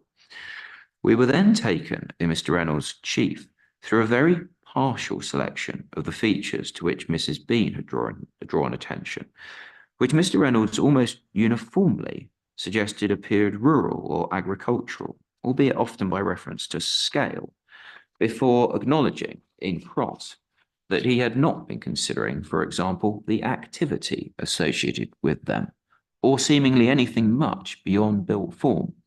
You will by now, sir, have seen for yourself that the Envar site, with all its built form, fencing, features, including great windrows littered with plastic, vehicles, plant and activity, the busy B1040, 1086, likewise the yellow flashed Woodhurst warehousing with its lorries, the Travellers site, the Raptor Foundation and the other immediate built form and activity very much set the tone for the centre of the study area where the proposals will be most visible. One then proceeds out from there in a landscape that mixes fields with pockets or even large areas, the urban extension, the airfield, the solar array, of industrial/semi-industrial or urban, including along that busy main road that is the B1040, 1086, as it drags the urban nature of St Ives north, but also on the Bluntsham Heath Road, Wheatshift Road, and which landscape already has prominent features of height and bulk, very much in the same views as the chimney, but not even Mr. Reynolds suggests are rural/agricultural, e.g. the ridgeline water towers. A concerted effort was made in cross-examination of Mrs. Bean to put matters to her on the basis that she was saying the 4-kilometre study area landscape is industrial/semi-industrial. She was wise to that characterization and rejected it, making clear that her position is not that, but that this is a semi-rural/agricultural landscape, rather than the wholly rural/agricultural landscape for which Mr. Reynolds contends. Efforts were also made to have Mrs. Bean consider, for example, how, the poultry unit on the B1040 appears in the landscape on the basis of its use, when, as Mrs. Bean said, what one sees is an industrial type unit with great tanks at the entrance and no sign to indicate what is going on inside.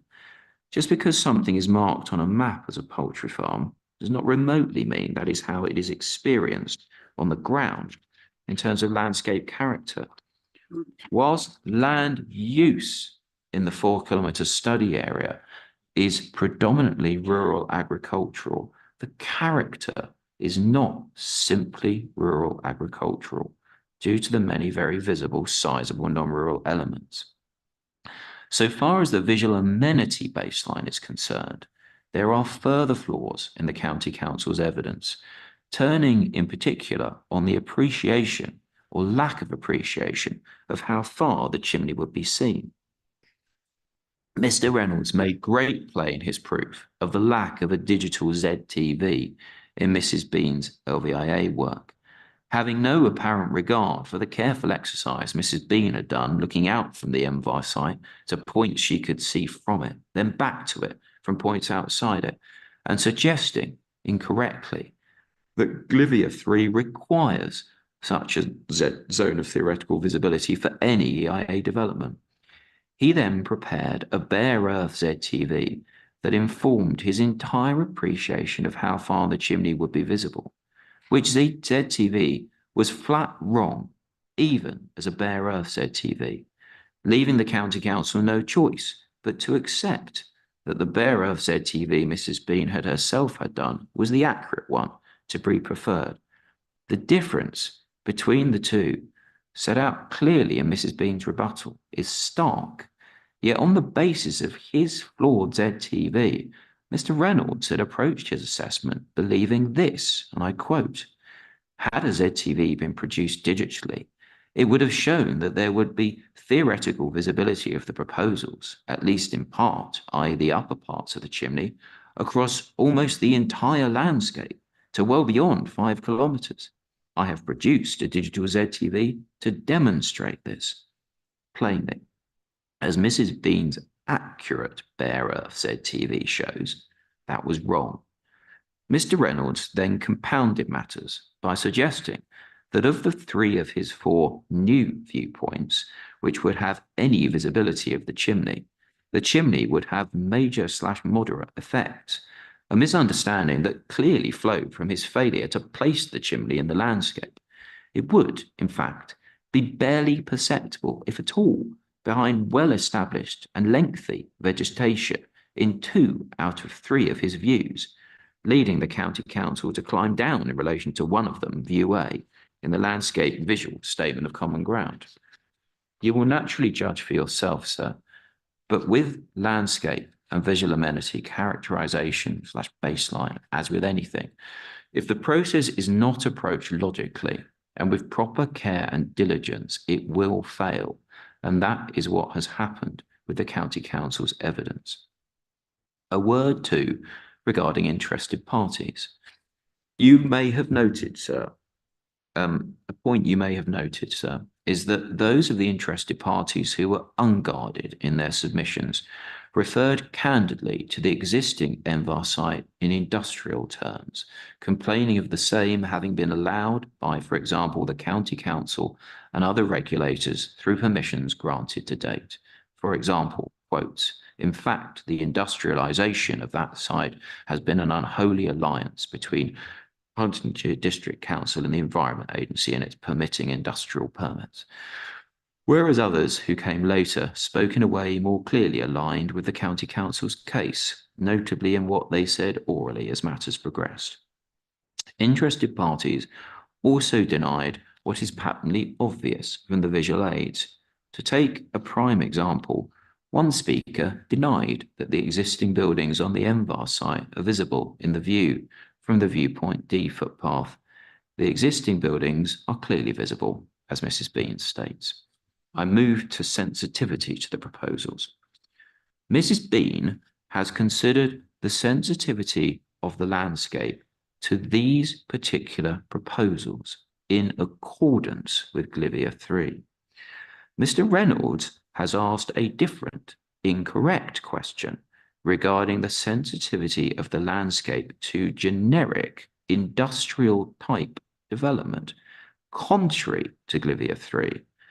And this incorrect question is reflected in the remarkable lack of comment in Mr. Reynolds' proof regarding anything about the chimney other than its bare height. Recall cross-examination, no mention of its width, nor colour, nor materiality, nor any sign of their consideration. Mrs. Bean demonstrated a proper understanding of how vegetation and other obstacles in the landscape will affect views. Mr. Reynolds did not. Moreover, as with the generality of issues concerning landscape/visual impact, as to the sensitivity of the landscape to the proposals, Mr. Reynolds is in a minority of one amongst the landscape professionals. Officers were clear the MVAR site is within a landscape area that has a moderate level of sensitivity, as is Mrs. Bean. It is only Mr. Reynolds who claims more moderate to high. I move to impact. The County Council's evidential structure, having been built on entirely flawed foundations, it inevitably goes wrong at this stage. The chimney will not change the character across the entire 4-kilometre study area landscape, as Mr. Reynolds claimed. Its landscape impact will be, as per Mrs. Bean, a moderate minor 1. That's her proof 4.22, affirmed in her oral evidence.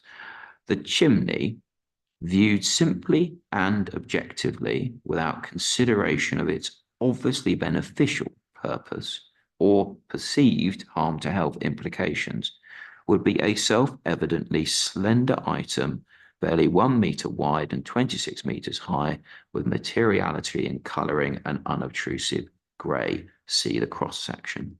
For someone appreciating the landscape and visual amenity from positions sufficiently proximate to register the chimney as anything more than a thin and unobtrusive line, they will do so in an immediate context that already has non-rural, semi-industrial elements and is not purely rural, agricultural in character.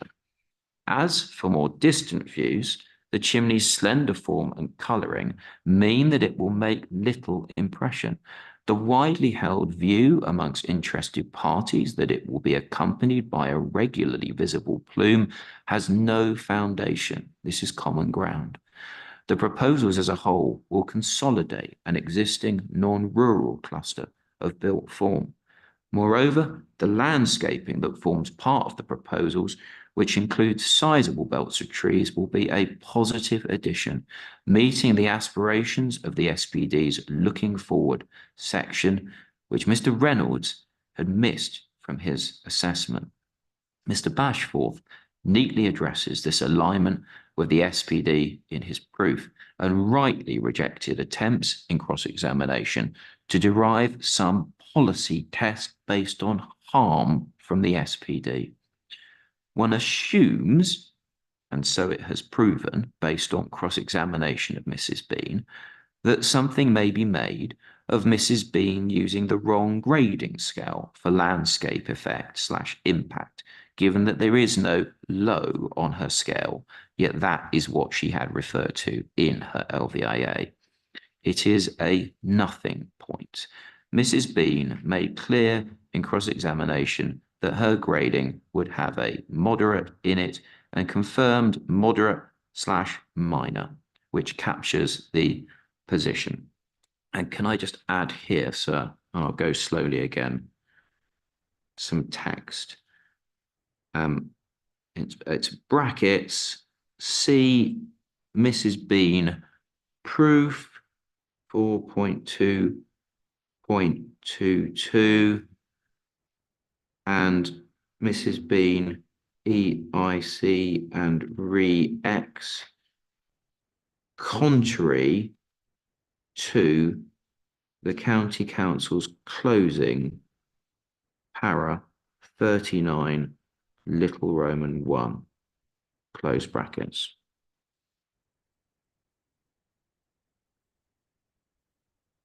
Thank you, sir. As for the various viewpoints and the overall impact on the visual baseline, the visual amenity baseline, that should say, there is a great range of effect / impact gradings for the various viewpoints, but Mrs. Bean's, quotes, likely to swing to moderate is again to be preferred. And sir, again, could I ask you please to pick up your pen after that paragraph and add the following. Contrary to the County Council's closing, there was no misunderstanding of Mrs. Bean's position by Mr. Bashforth, as his oral evidence made quite clear. And I've a further reference again to Mrs. Bean's proof 4.2.22 and generally.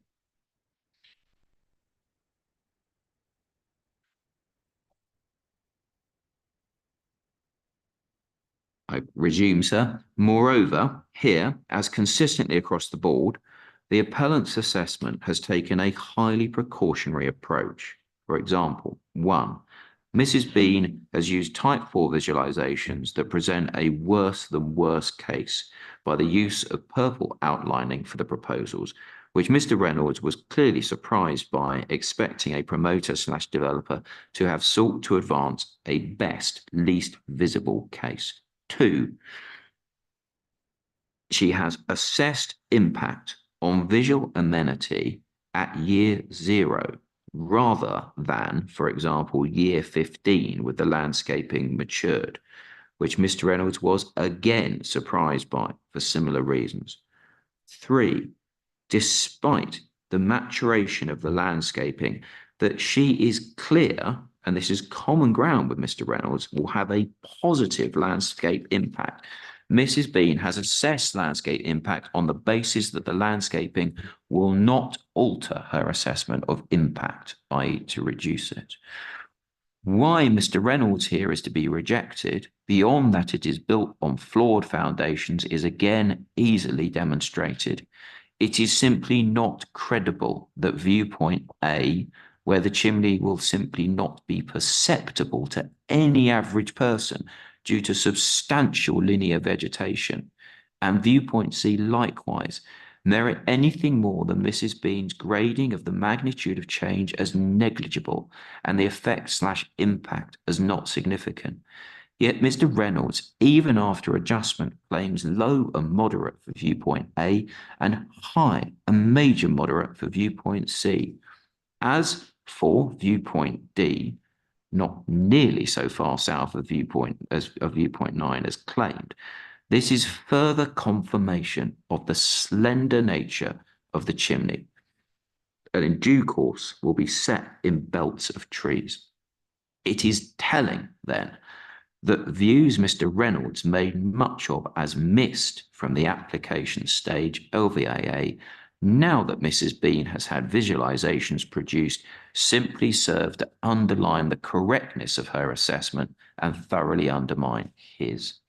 We also discussed in evidence, sir, Mr. Reynolds' flawed proof table 4.2, the apples and pears comparison. The point is obvious. One cannot simply compare Mrs. Bean's assessment of the impact of the proposals as a whole, I add on visual amenity, that should be on visual amenity at year 0, before establishment of landscaping. It is common ground will effectively screen all bar the upper parts of the chimney, with Mr. Reynolds' assessments of the chimney alone. I've got a chunk of text to add here, sir. So again, could I ask you to take up your pen, please, and I will go slowly. The County Council's closing continues to misunderstand. The County Council continues to say that Mrs. Bean's assessment of the proposals as a whole at year 0 is the same as her assessment of the chimney alone.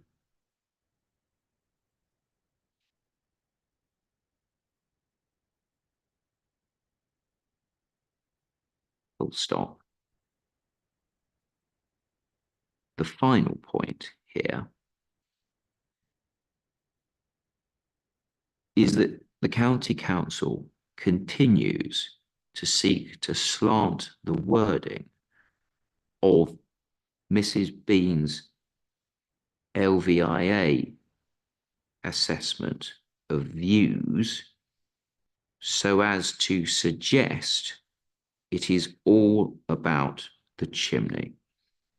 which is simply not true.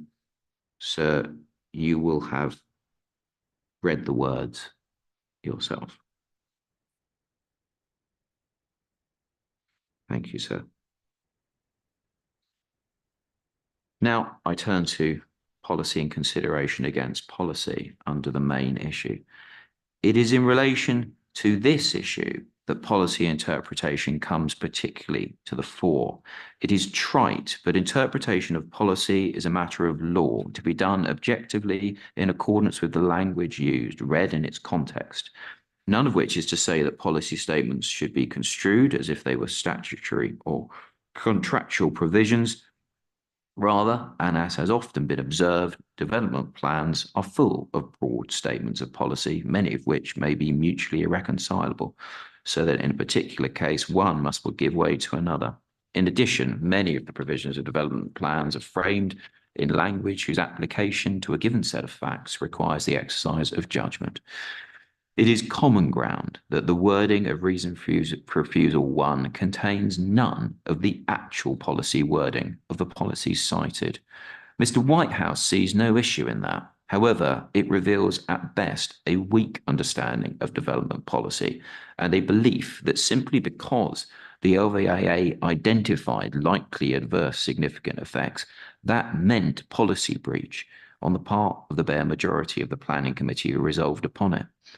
In fact, and as discussed and agreed in evidence, the basket of policies cited in reason for refusal 1 contain no test that equates harm to landscape/visual amenity with a failure against policy.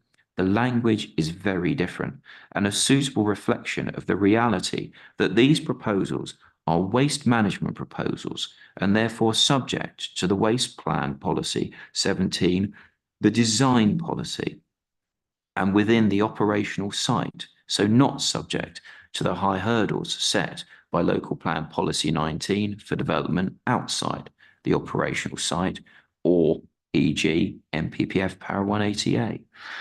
Policy seeks sympathetic design without stifling appropriate innovation and assimilation through landscaping schemes, but not invisibility, nor even complete assimilation.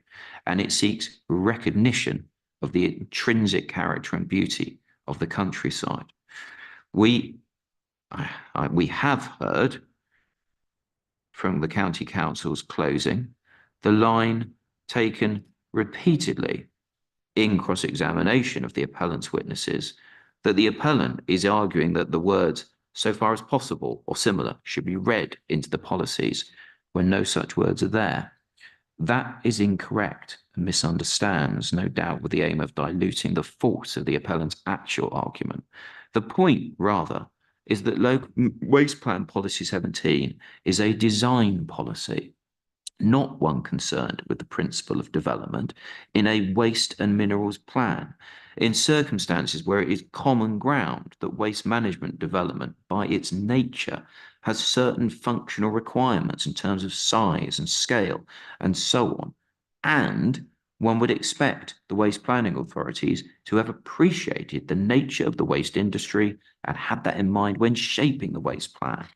The words sympathetic and assimilate, neither of which set a test based on harm in limb F or H of Policy 17, and neither of which set a test that requires proposals to be completely sympathetic or similar, or landscaping schemes to completely assimilate or similar, must be seen in this, their proper context. As to policy compliance, as noted, Mr. Whitehouse accepted that the proposals represent appropriate waste management innovation.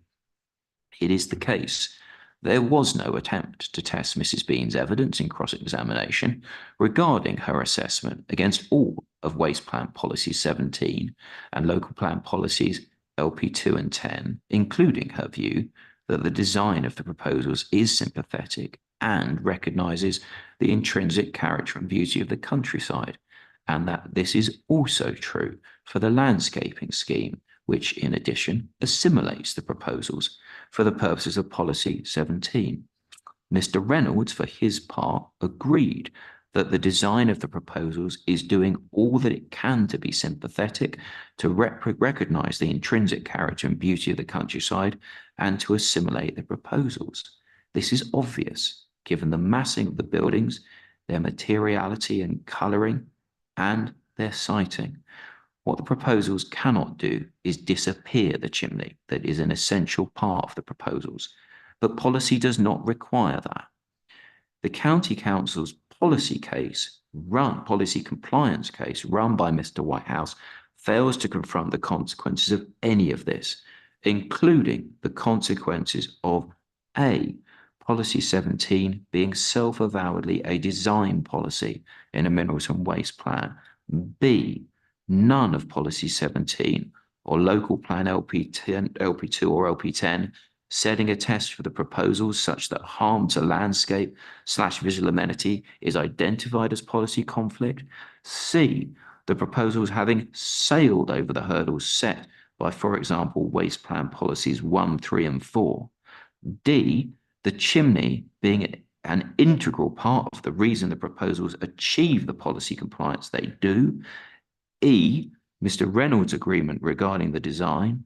And F, the lack of any issue taken by the County Council regarding compliance with Appendix 3 to the waste plan. Items A and B I have addressed above. As to C, D, and E, the proposals being wholeheartedly supported in principle by development plan policy, not merely under waste plan policies 1, 3, and 4, but also local plan policy 19, including by reason of the hearth, which hearth requires this chimney and its siting at this location with the dry AD, digestate and pellet fertilizer facility, means that it becomes untenable for the County Council to suggest that despite its own witness recognising that the design is doing all that it can to meet the waste plan design policy and the local plan landscape visual policies, nonetheless there is a failure against policy, let alone that the proposals are in conflict with the development plan taken as a whole. As to F, there is no reasonable way to view Appendix 3 to the waste plan in terms of, sorry, that should say policy 17, sir. In terms of policy 17, so please cross out 3 and write 17, other than what waste plan policy, again, 17, says about it. Quotes, for waste management proposals, detailed design guidance can be found in Appendix 3, the location and design of waste management facilities. This guidance provides a framework for creating distinctive places with a consistent and high quality standard of design. Whilst the guidance provides a degree of flexibility, it will be used to assist in determining whether a proposal is consistent with the approach set out in this policy. Mr. Bashful has worked exhaustively through Appendix 3 in his proof, finding compliance against every applicable element. The County Council does not dispute this in any way. It is a limpid demonstration of compliance with what Policy 17 seeks. The proposals quite clearly do comply with Policy 17. As for local plan policy LP10 Lim C, this does not apply. It is concerned with active impacts on user enjoyment, as the admittedly non-exhaustive examples in the text make clear, and as is further confirmed by the supporting text, which relates to Lim C, which starts at the third sentence of paragraph 4.113. Supporting text is not policy and not to be treated as a policy, let alone can it trump policy, but it is plainly relevant to the interpretation of a policy to which it relates. Here, it is telling that it aligns with the appellant's interpretation. In any event, even if Lim C applies, it gives the County Council's case no particular boost. And you, sir, can note please, the yawning absence of any reasoning in the County Council's proof or rebuttal proof as to why it was said the proposals did not comply. Officers clearly recognise the implications of policy, given that despite the landscape officer's conclusion that the proposals would not be completely assimilated into their surroundings at OR 13.4, and the other points made at OR 13.44. And sir, can I just add, add just here in the middle of this paragraph, sorry, or point to the side, and the clear recognition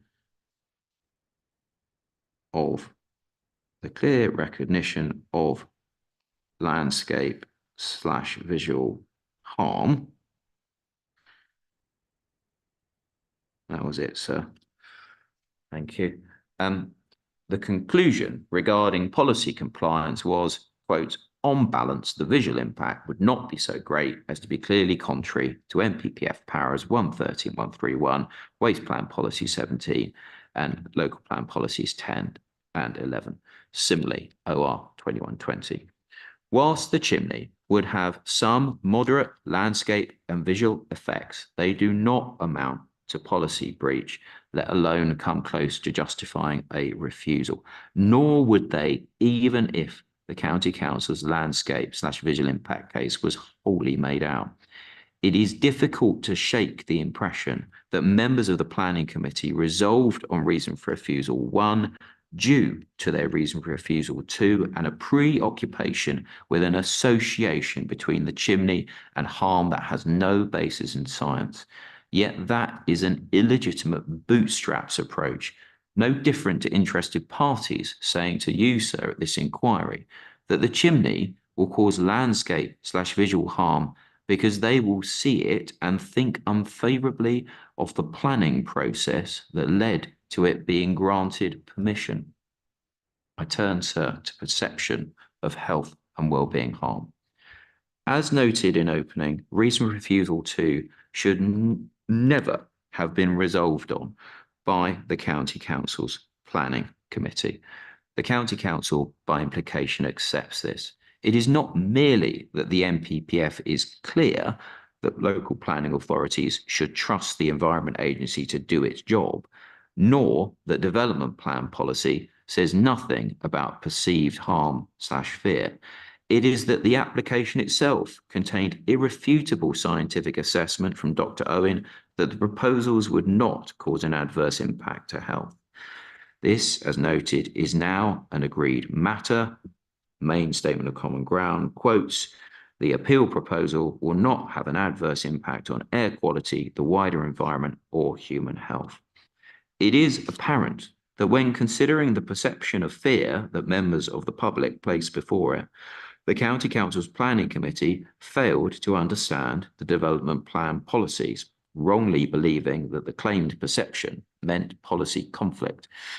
There is also no suggestion that the Planning Committee applied itself to the essential question explained by High Authority, the Smith and Secretary of State case, as to whether the perception was capable of being a material consideration at all, which is whether the fear had a reasonable basis, which necessarily included consideration of the scientific assessments placed before the County Council and the lack of objection from the relevant expert consultees. It is unfortunate that the County Council has sought to continue to maintain a stub of reason for refusal 2, as it is deeply unclear what reasonable basis there could be for the perceived fear in the face of the carefully explained assessments. It would appear to be on the basis that the public must be expected to reject scientific proof. But how is rejection of scientific proof reasonable? We saw examples at the inquiry itself, with the public having heard Dr. Owen tell the inquiry they would, for example, have to agree to disagree, but with no basis for their disagreement beyond a flat, unevidenced rejection. It is regrettable that there has been a cycle in which people have clearly not understood or not accepted the scientific assessments, but have doubled down despite further explanation. In any event, what has become clear at this inquiry is that the County Council does not suggest this perceived fear, even if it is a material consideration. And the appellant accepts, sir, as it has made clear, that you will, of course, consider this in your report, even if it is a material consideration, has any decisive effect. If the appeal is not to be dismissed by reason of the inquiry main issue, then this does not tip the balance. As such, frankly, sir, the appellant's greatest concern is to minimise any risk of legal challenge in the event permission is granted. Officers treated this matter as neutral in the planning balance. Mr. Bashforth suggested it should be given some slight weight as per Inspector Woolcock. I give the reference, so somewhere between nil and limited, either would be appropriate. I turn to other alleged harm.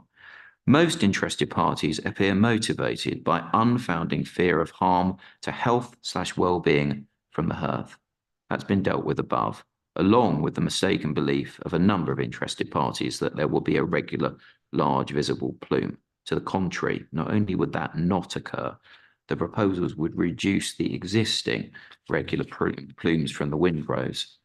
Some interested parties point to concerns regarding traffic impacts in terms of road safety, but there is no basis for those, as the technical report submitted at application stage and the response of the Highway Authority confirms.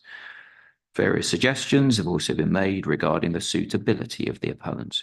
Putting aside that this is primarily a matter for the environmental permitting regime, it is apparent that the key event they point to, which is the late 2018, early 2019 fire, does not give them the basis for argument. They believe, and as regards complaint regarding consultation, that was all in accordance with the relevant requirements and in fact went above and beyond. Right, I turn, sir, to the benefits. Every one of the benefits is important, and important though the climate change benefits are, the benefits are not simply about reducing greenhouse gas emissions. Driving waste up the hierarchy is a benefit in itself, as is co-location, addressing local waste need, and assisting with net self-sufficiency, adding jobs, increasing biodiversity, and so on.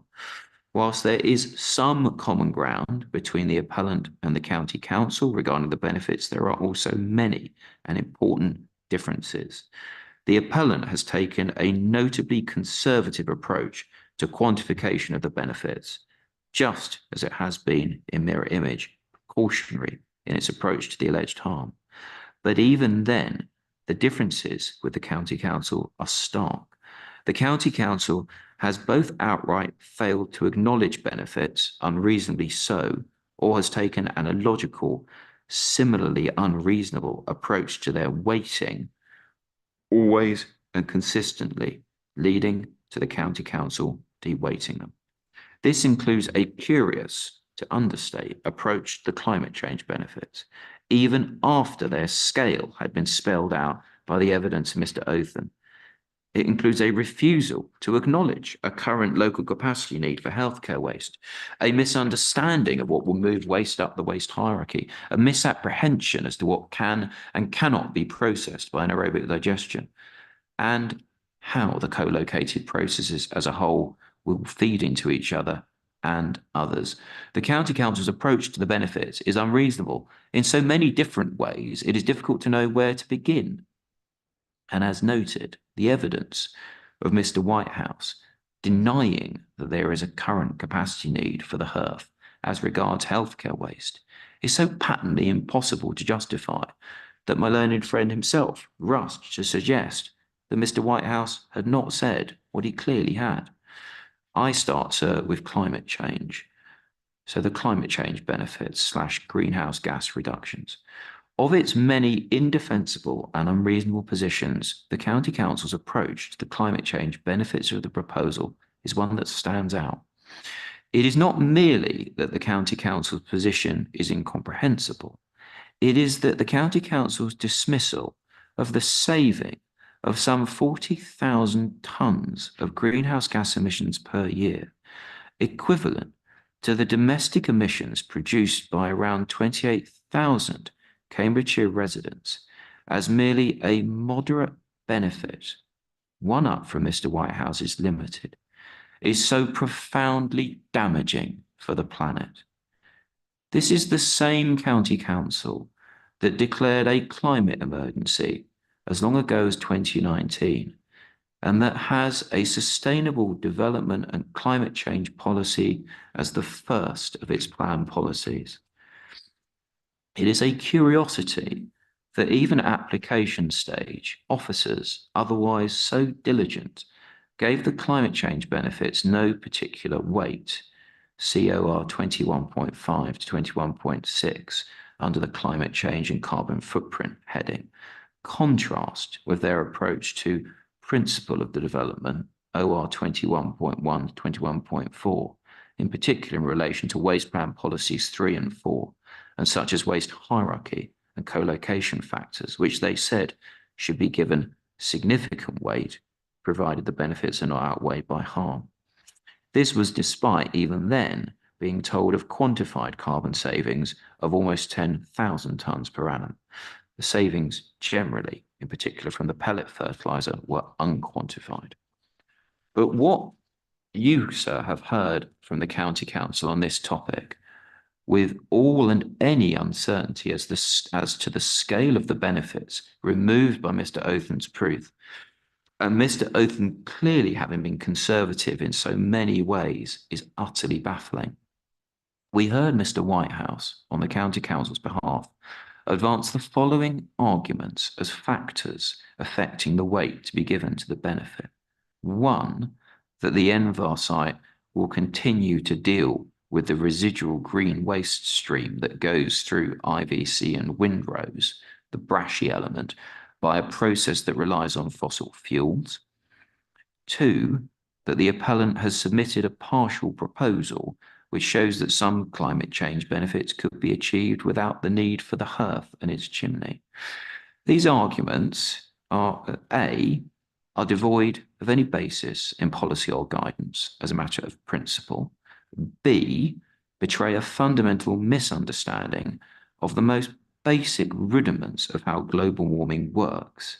And C, are wholly unreasonable given the facts on the ground.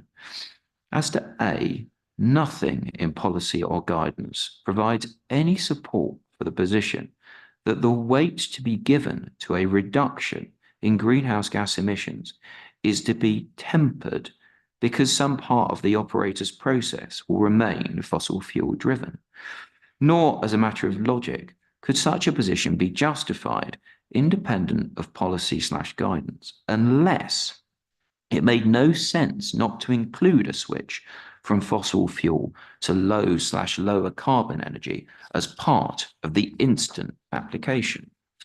Mr. Whitehouse confirmed in cross that the County Council is not suggesting the appellant could or should be doing more to achieve fossil fuel reduction. As to B, it defies comprehension that the County Council would even suggest in evidence that the fact some fossil fuel might be burnt at a site that is achieving a radical reduction in fossil fuel use globally is therefore a bad thing. But the evidence from Mr. Whitehouse in chief was crystal clear. Asked about the fact he referred in his proof, such as at his proof 6.24, to higher levels of greenhouse gas emissions from the site itself, notwithstanding the energy balancing point, Mr. Whitehouse explained it was a, quote, counterbalancing factor that, quote, the greenhouse gas emissions experienced on this site will be experienced by them, brackets, the public. It should not have required Mr. Othen to explain how the greenhouse effect works, but he did so nonetheless. It is simply nonsense to approach global warming on the basis that the warming happens where and only where the greenhouse gas emissions occur. Mr. Othen also reminded the inquiry that greenhouse gases are not harmful to health per se, So if that was the point Mr. Whitehouse was making, it was equally bad and equally irrational. And of course, if and insofar as Mr. Whitehouse was making some more general point about harm from emissions from the appeal site, that would fly directly in the face of the agreement that there will be no harm.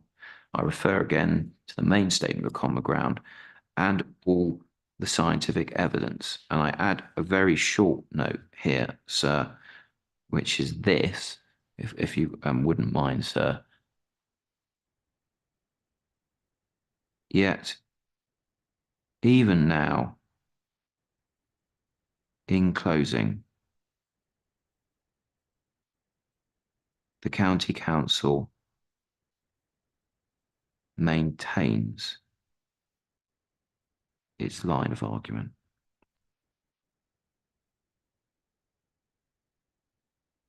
Thank you, sir. As to C and the County Council's misunderstanding of the facts, there are several points.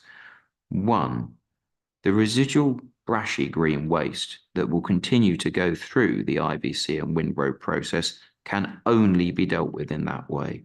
As Mr. Cooper has explained, it is not that the appellant is proposing to hold anything back from the dry AD. If suitable for the dry AD, it would not be in the appellant's interest to do so. The brash is simply too woody. Two, Mr. Othen has nonetheless quantified the fossil fuel that will be consumed dealing with the brash, some 3,500 megawatt hours worth per annum, with a carbon footprint of some 900 tonnes per annum. So even if relevant, a modest amount, compare that to the MVAR site's energy balance explained by Mr. Othen. Moreover, as explained by Mr. Cooper and supported by Mr. Othen, if the proposals are granted permission, it should be possible to power some of the plant, fixed and mobile, by lower carbon electricity and or biogas, including the reception building shredder. 3, the partial proposal will, in terms of quantifiable carbon benefits, deliver only via additional solar panels, namely 2/3 of the solar panels of the proposals, as the waste transfer station building and the biomass building would be built, but not the pellet fertilizer facility, nor anything else other than lagoons and related plant. The annual quantifiable climate change benefit will be some 125 tonnes per annum, as against some 40,000 tonnes per annum for the proposals. So the partial proposal Mr. Whitehouse relies upon as a factor affecting the weighting of the climate change benefits of the proposals, as it could be delivered without the chimney, would offer some 0.3% of the proposal's climate change benefits. Even Mr. Whitehouse accepted in cross-examination that the amount of greenhouse gases one saves makes a difference, but he failed to apply that acknowledged logic to this case. The climate change benefits are, as per Mr. Bashforth, significant, the highest weighting on his scale, and carry great weight. The County Council was and is wrong to suggest otherwise. As for interested parties' position, this inquiry has been deafened by silence so far as acknowledgement of the climate change benefits is concerned.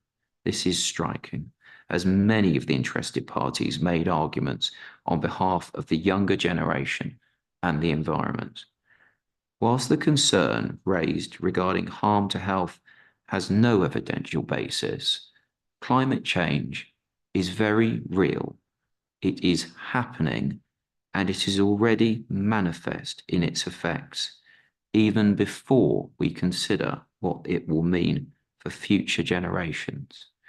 Yet saving some 40,000 tonnes per annum of greenhouse gases, equivalent, as I say, to the carbon footprint of some 28,000 Cambridgeshire residents, is effectively dismissed. There is an uncomfortable irony here. Moreover, it is this area's green and food waste and healthcare waste that will be put to the much more productive uses that will realise the greenhouse gas savings. The generation of that waste brings with it a certain responsibility. I move, sir, to meeting a capacity need optimizing previously developed land and the waste hierarchy. The first benefit under this heading is one that the County Council, through Mr. Whitehouse, denies that the HERF would meet a present local capacity need regarding healthcare waste. The County Council's denial has no basis. The evidence from Eunomia is that, as I've said, some 15,500 to 24,000 tonnes per annum of East of England healthcare waste could be processed more sustainably by the HERF, either by reducing vehicle miles or achieving energy recovery. That is not disputed. Yet seemingly because Addenbrooke's has some 459 tonnes per annum spare capacity, Mr. Whitehouse denies a present capacity need. This approach is incomprehensible. An identified need for 15,500 to 24,000 around tonnes per annum capacity, of which the proposals would meet some 12,000 tonnes per annum, does not become merely a future need, because Addenbrooke's has around 459 tonnes per annum spare capacity. Mr. Whitehouse's proof also contained a suggestion, which officers were careful to avoid, see OR 1014, that the fact of existing waste contracts meant there could not be a present need. Mr. Whitehouse explained orally that he was treating the fact of waste contracts for waste going out of the area as indicating a need, but continued to deny a present need. However, if local waste is going out of area under existing contracts, that does not mean there is no present local capacity need. To the contrary, it means there is a present local capacity need, and capacity needs to be provided so that local waste can be dealt with locally. Mr. Cooper explained brokerage in his evidence in chief and the way the waste industry works. Necessarily, a company with a contract in place to deal with a customer's waste will look to deal with it at the nearest site, reducing transport costs. Even Mr. Whitehouse accepted that if you, sir, find there is a present capacity need, his assessment of the moderate, as with all the benefits in his weight to be given to the benefit of meeting a need would need to be revisited. The next benefit, waste hierarchy, has been only half grasped by the County Council's evidence, at best. First, as to healthcare waste, whereas the County Council's officers well understood that not just the dry AD, but also the HERF should move waste up the waste hierarchy. Mr. Whitehouse's assessment in his proof and rebuttal contained no such recognition, not at his proof 3.9, where he discusses waste plan policy 3 and dry AD moving waste up the hierarchy, not at proof 6.20 onwards, under the provide processes that move waste up the hierarchy heading, nor was it in the relevant part of the main statement of common ground. Mr. Whitehouse accepted all of that. He said he would suggest he had considered it in the round because of what the HERF would contribute to the dry AD. However, it is a distinct benefit that the HERF will move healthcare waste up the waste hierarchy, distinct from the fact that the proposals will move wet, green and food waste up the hierarchy. It's another benefit missed by the County Council at this appeal. Secondly, as to biogas, Mr. Whitehouse queried whether any biogas would actually provide an on-site benefit, and also suggested that there would be no particular benefit in fueling the fleet from on-site biofuel as opposed to fueling with biofuel elsewhere. Having read Mr. Cooper's written evidence, he explained in chief that he now understood the appellant's plans for on-site fueling and why that would save energy compared to fueling off-site. Yet his moderate weighting remained stubbornly unaltered. Finally, under this broad topic heading, Mr. Whitehouse raised various counterbalancing points, none of which stand up, such that it is utterly mysterious how they might be said to be counterbalancing. The points and the complete answers to them are as follows. First is the point that the MVAR site's waste throughput would not increase overall. Yet, as Mr. Cooper has explained, not only is there no additional food and green waste demand for the appellant to take up, the appellant already deals with all of Cambridgeshire's food and green waste, with the exception of the Fenland green waste. But also the County Council has never suggested the appellant should be seeking to increase throughput. And the County Council does not suggest there is some other demand the MVAR site should be serving. 2, the point that not all of the waste will be treated by dry AD. Yet, as Mr. Cooper has explained and Mr. Whitehouse accepted, not all of the green waste can go to dry AD. And the around 70,000 tonnes that is suitable for dry AD will go there. Moreover, again, the County Council does not suggest that more could be done. Third, the point that the efficiency benefit would be achieved by a process that requires the generation of energy through incineration, and that the Committee on Climate Change has recommended a moratorium on additional energy from waste capacity, as continued growth in the use of energy from waste plants is undermining, disincentivizing efforts to reduce emissions and increase efficiency within the waste sector, whereas there should be, quotes, greater emphasis on improving waste reduction and reuse and domestic recycling in order to reduce reliance on energy from waste and prevent biodegradable waste from entering landfill. This point is wrong in so many ways, as Mr. Othen has explained in his rebuttal and in evidence in chief, and much of which Mr. Whitehouse in fact accepted.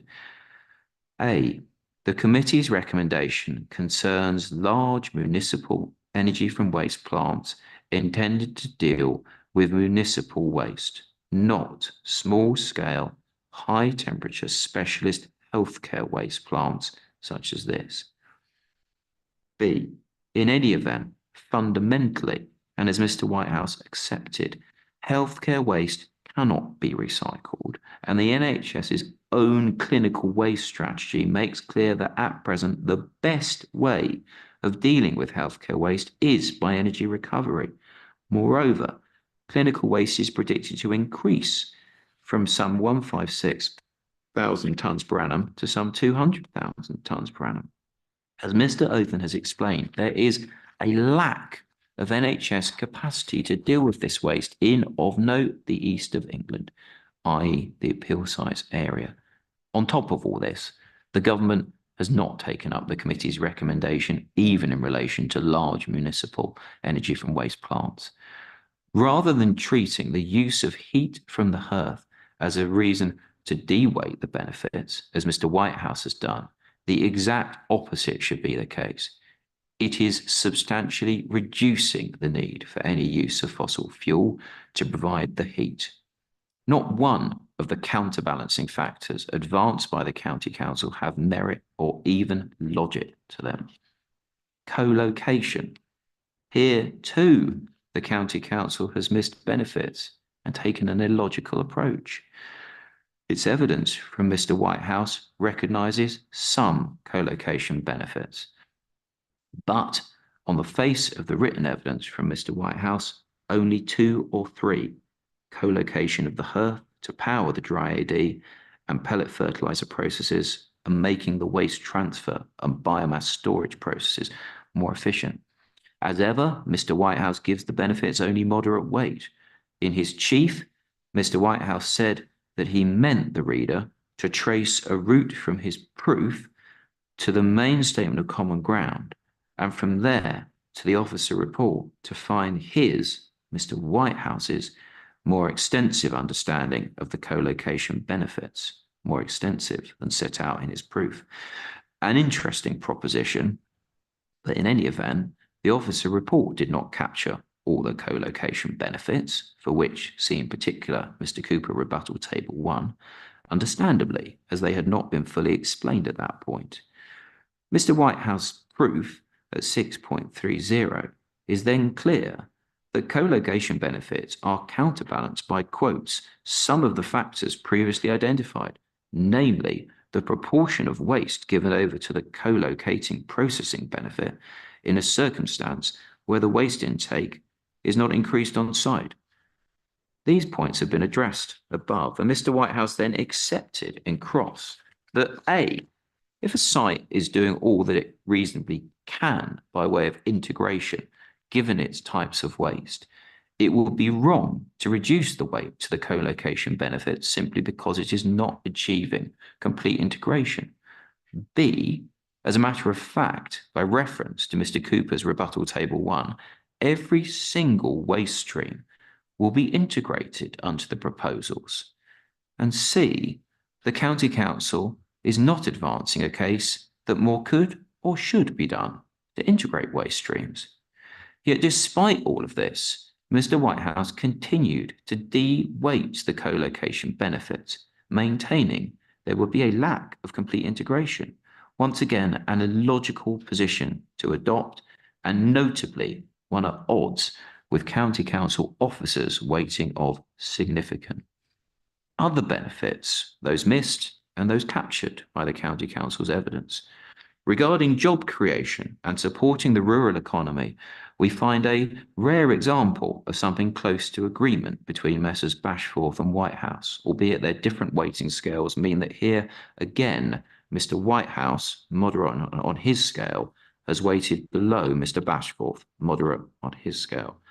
As regards biodiversity net gain, after we had progressed past Mr. Whitehouse's curious initial refusal to recognise that the draft conditions would secure the promised biodiversity net gain, he increased his weighting to moderate on his scale, so close to, but below, moderate on Mr. Bashforth's scale.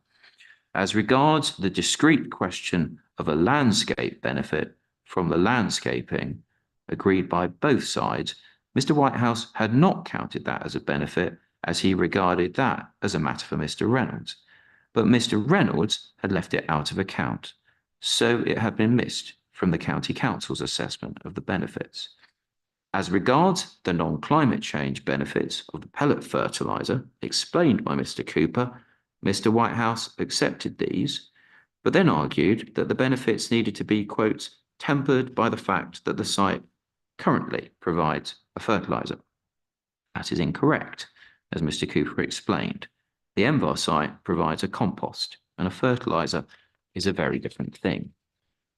As regards reduction in other environmental effects, such as noise, odour or dust from reduced windrows, Mr. Whitehouse appeared to accept these as benefits, but apparently regarded them as neutral, a curious position. Similarly, the reduction in plumes. I turn, sir, to the internal development plan balance and the wider balance. Given the development plan sets an internal balance at policy 4, that must be the starting point. The County Council rightly makes no case that the proposals do not pass that balance. They clearly do. The benefits are enormous, whilst the harms assessed against the policies of the plan are on any view modest and very clearly outweighed by the benefits. Compliance with the plan taken as a whole is made out in spades. Stepping beyond the development plan, the proposals are supported at every level across the range of their benefits, from legislation to national policy and guidance. MPPF 180B is no counterpoint and already covered by the development plan. Nor is perceived harm a counterpoint, as underlined by the County Council's own evidence that this is to be given slight weight and would not tip the balance. On any view, the overarching statutory tests are met and permission should be granted. That is true even if, contrary to the evidence heard by you, sir, and all that has been said by me but above, even if conflict with the development plan taken as a whole was somehow found, Mr. Bashforth has appropriately considered that counterfactual struck the balance and it remains decisively in the proposal's favour. As we said in opening, sir, there is a great opportunity here to do something profoundly sustainable, which should be seized and without delay. And respectfully, sir, on behalf of the appellant, I ask that you recommend to the Secretary of State that the appeal be allowed, and that the Secretary of State so decides. Thank you, sir. That is my closing on behalf of the appellant. Thank you, Mr. Burton. Thank you. I do have an application as you. Right, I was going to ask, Mr. Grant, do you have an application for cost? No, I'm extremely surprised that if an application is being made, that hasn't been provided to me in writing and confirmed before now this second. My learned friend indicated before the start of the inquiry that I think the way he put it was there should be an assumption that an application was going to be made. I would have regarded it as a common courtesy before announcing it now for my learned friend to have mentioned that to me at some stage before now, including in various emails that have passed between us since we were last here in this room. So I regard that as extremely discourteous way to do things. And I make that absolutely clear. Can I say, if there is to be an application, which my learned friend now says there is, the way that I would suggest ought to be dealt with in these circumstances is in writing, because I'm plainly not going to respond on the hoof. I'd want to be able to submit a proper response in writing. I'm extremely surprised by that surprised response, because we discussed this and that was what we envisaged would happen. I told my learned friend before the inquiry started that an application was still envisaged, and I have it here now. And obviously what I'm going to do is read it out. And as my learned friend and I discussed before the inquiry started, he will respond in writing. I was told I should assume that there would be one at that stage. We've had more than 2 weeks since then, discussions about timetabling, discussions about today. I'm very surprised. I'm very surprised it hasn't been provided to me in advance. No, Mr. Grant, in writing. I even in the course of the inquiry have said to Mr. Grant, and I need about 15 minutes to make the cost application. I've written it this morning, which is why it's not been provided to you before now. Anyway, I mean, I haven't been told that during the inquiry. It is unfortunate we've only just been made aware of a written copy, but we are where we are. So if you intend to read that out, and I will take up Mr. Grant's offer of responding to that post the inquiry. Yeah.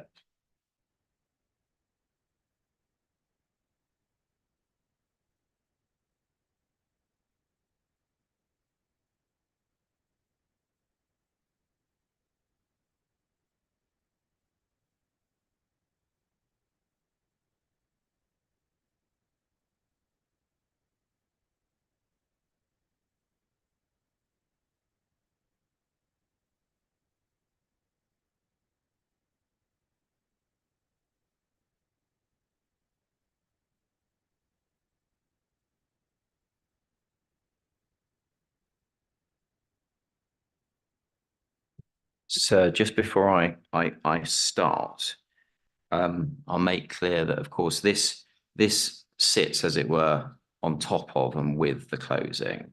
I've made the necessary, in my view, responses to my learned friend's closing in my closing. So I'm not going to make adjustments to this document. I'll just hope that they're taken as read in that document. Thank you.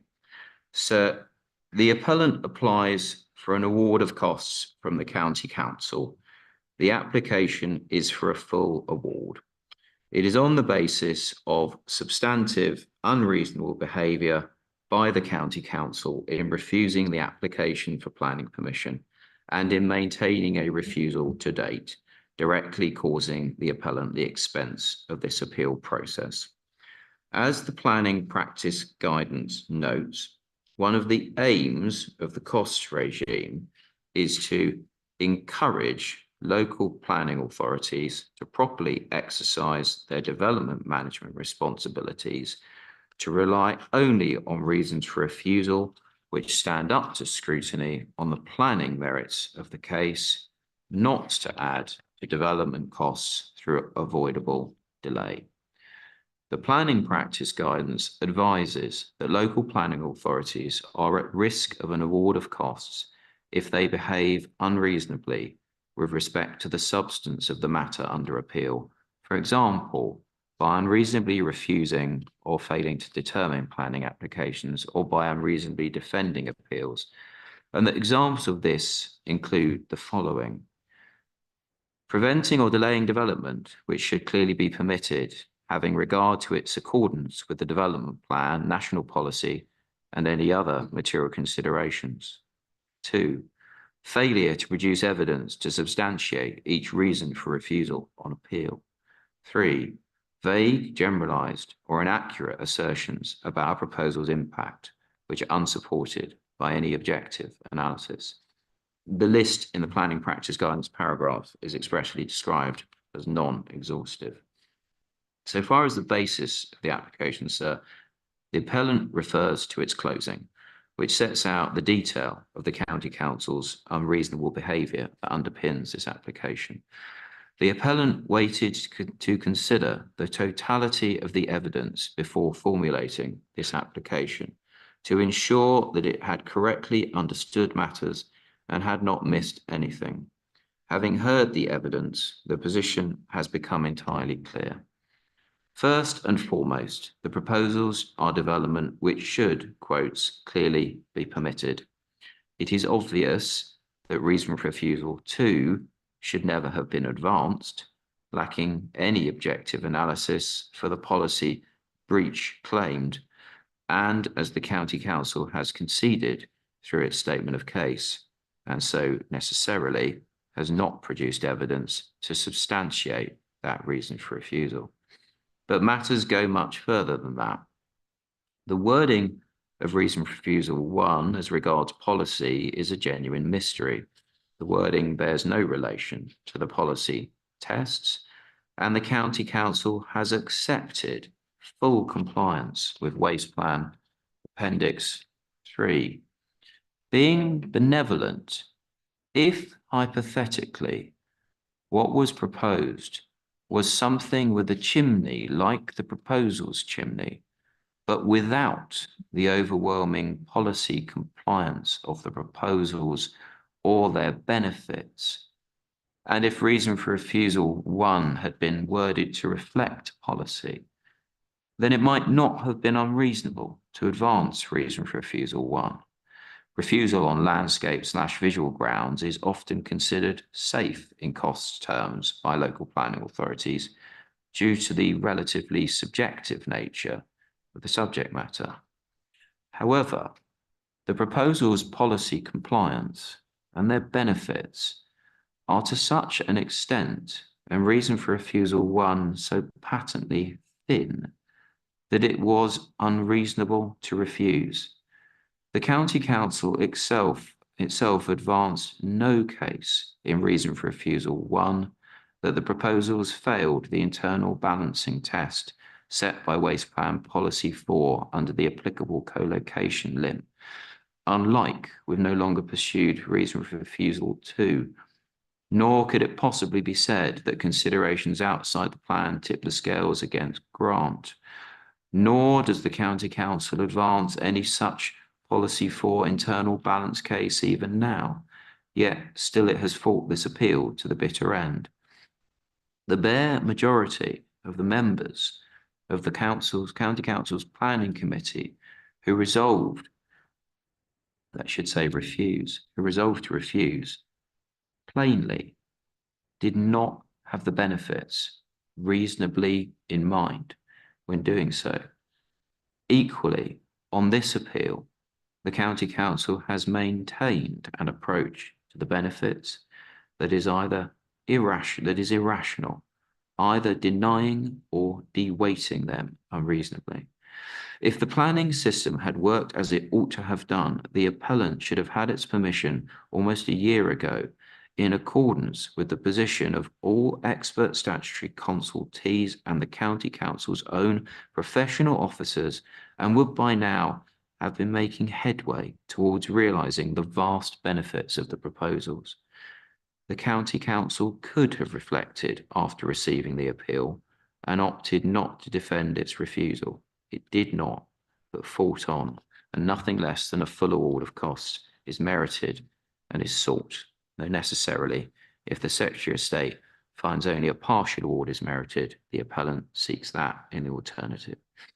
In conclusion, sir, you are respectfully asked to recommend the appellant be awarded its full appeal costs to be paid by the County Council, and the Secretary of State is respectfully asked to so order.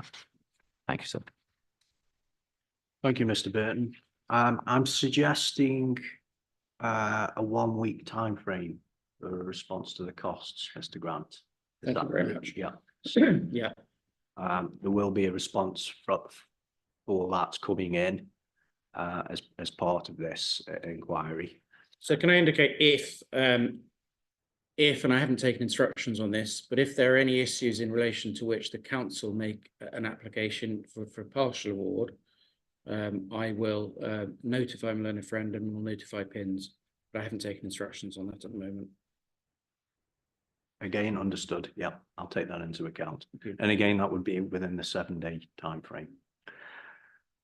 I want to thank the advocates and the witnesses on both sides, as well as the residents, for all their contributions made during the inquiry. My eventual recommendation will be made to the Secretary of State in around something like 4 or so weeks time, and then there'll be a similar period for the Secretary of State to weigh everything up and then make a decision on the outcome of the appeal as a ballpark guide. I don't have anything else to raise, and I'm going to now move to the close of the inquiry. So I will just address the council and the appellant again, just to check if there's anything else they want me to take into account. No. Okay, understood. So on that basis, it's 5 minutes past 1 and the inquiry is now closed. Thank you.